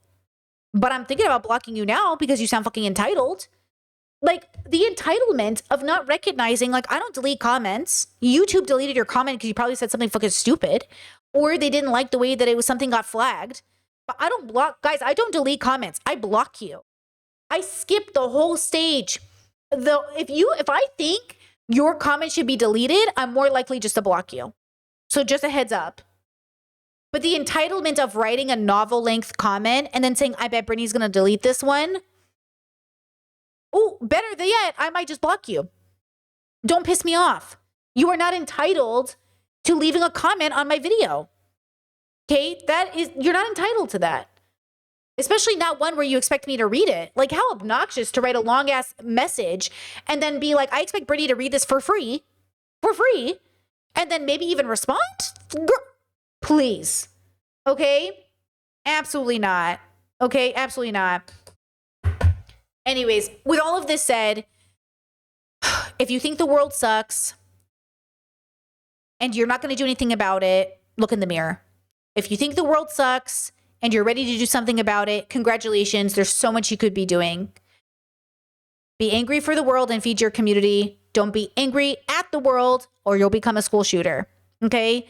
When you leave comments on people's content, remember they might see it and think about the social consequence you have in making that decision. Okay, just think about it. And then if you're going to make a video about someone, recognize they could watch it and also recognize that you can still make content about people without harassing them and sending your audience after them. And we can have differences of opinion. We can do all of these things without creating a mob-like reaction to this situation. Wait, before I leave, one more TikTok that actually hits home on this, and then I'm over this. Okay, I'm hanging up on you. Did you guys see this comment? This is how mob mentality goes in the wrong direction because humans are unreliable. If you don't want to use the S word, you're unreliable. You are unreliable and cannot be trusted because the moment you decide to hate somebody, you don't even know how to mob justice correct. Okay? Are you guys following this story? This girl puts out a video. This tattoo shop writes a comment. Black Shoe Tattoo says, the only interesting thing in you is me. Okay? She calls him out and says, oops, somebody forgot to log out of their work account. And then look at the update. Look at the update. Did someone forget to change to their sock puppet account? Hello, everybody. I wanted to make a quick update. First of all, yes, I know that Black Shoe Tattoo deleted all of the original comments. And yes, I'm aware that he posted me on his story and is still making videos. That's his choice. Second of all, I just want to say I am uncomfortable with the level that this has gotten to. And I also don't condone people reaching out to people. I also don't condone people reaching out to people that are not involved. That includes Lacey, the other tattoo artist at Black Shoe Tattoo, his family. And also I would like to make a quick mention that this shop in Las Vegas that has a similar name is not involved. Stop making bad reviews. His wife reached out to me and very distraught. He's getting accused of things that he didn't do and is not involved in. And if you guys would just leave that business alone and everybody else alone, that would be great. Meanwhile, okay, so basically the mob justice decided to not only write reviews on the wrong fucking tattoo shop webpage because you guys are fucking dumb, then they actually went and harassed people that weren't even involved. Okay? This is what I'm saying. You can't trust people. They're so unreliable. Like, Jesus Christ. This is why I say when we do activism, there is usually a like a functionality and a leadership to it. This is why you need good leaders. But when you start a hate campaign on the internet, there's no leader to tell the fucking sheep to go anywhere. And look, you're not a bad person for being a sheep. We're all sheep, okay? But sometimes the herd need a little sheepdog. You know what I mean? We need a little sheepdog. Because it's just crazy to go harass people. Guys, I'm serious. Like, I know the internet says this and it says it's aware that hate fuels content, but you know that's you, right? That's what I'm saying. Like, do you know you're the hate fueling the content? Okay, and that's what we're all trying to figure out. That's what I'm trying to do with my work too. I'm trying to figure out, like, okay, the role between the content I put out. I've privated so many of my videos where I'm like, I went too hard here. I'm gonna private that. Or I still believe that, but the way I said it was too mean. I'm gonna take it down. Okay, I try my best. I don't think a lot of these people are even on the first rodeo. And I'm saying you haven't even tried the first level of holding yourself accountable. Don't come at me and my community as a whole that's already trying. Okay? That's the problem with talking about conservatives, because they're like, oh, but what about you? No. Don't come at me, bro. Because I'm already here. I'm saying you got to start while I keep going. Okay? So, again, sorry, one more thing. Okay. It's not about... it's not about, look, if you are both on a journey and you've got the conservative person and they're like, hello? The conservative person and they're over here, and you've got like a liberal person and they're over here, and then you've got like a progressive person, they're over here. And this is we're not talking about politics when I use these words. I'm talking about it in any capacity in which it makes sense. Okay? Like, you don't get to go and say like, oh, I'm better than you because I'm all the way over here, or I'm better than you because I'm all the way over here. That's sure, you can look at it that way, or you can just say that, hey, when you're ready, here's where you want to end up going, you know? And the problem is like, nobody wants to feel stupid, which is why the word hurts so much. Like, nobody wants to be called stupid. Nobody wants to feel stupid. What a demoralizing, shameful, weaponized tool to use against people, especially people who don't fit in perfectly. Like, it is such a good bullying word. It's such a good, and good, I mean harsh and mean and cruel. Nobody wants to feel stupid. But there's nothing worse than a stupid person being the reason you don't have your civil rights. There's nothing worse than a stupid person being the reason why you can't have nice things, because they don't know the difference between a drag queen and a trans person. And because they don't know the difference between birth control and a fucking abortion. Okay? Nobody wants to feel stupid. But there is nothing worse than stupid people being the reason that there's a genocide happening. Okay? Fuck. Okay, so with peace and love, as we end this stream and you go on to your weekend, be good to yourselves and others, harm reduce to the best of your ability, and recognize there is so much good about the world, and it starts with you. Hopefully. Hopefully, you know, that's kind of the goal. So again, you know, if this isn't click, do this. Make sure that when you die, you lived a life in which people can celebrate and be sad about your death. Because you don't want to be Charlie Kirk, where when you die, half the internet's like, it would be best to be a person that when you died, you lived a good enough life that people cared. Not because you want people's approval, but because give people the opportunity to mourn you. Especially if you're a parent, the best thing you can do is give your kids a chance to mourn you. You know? Okay.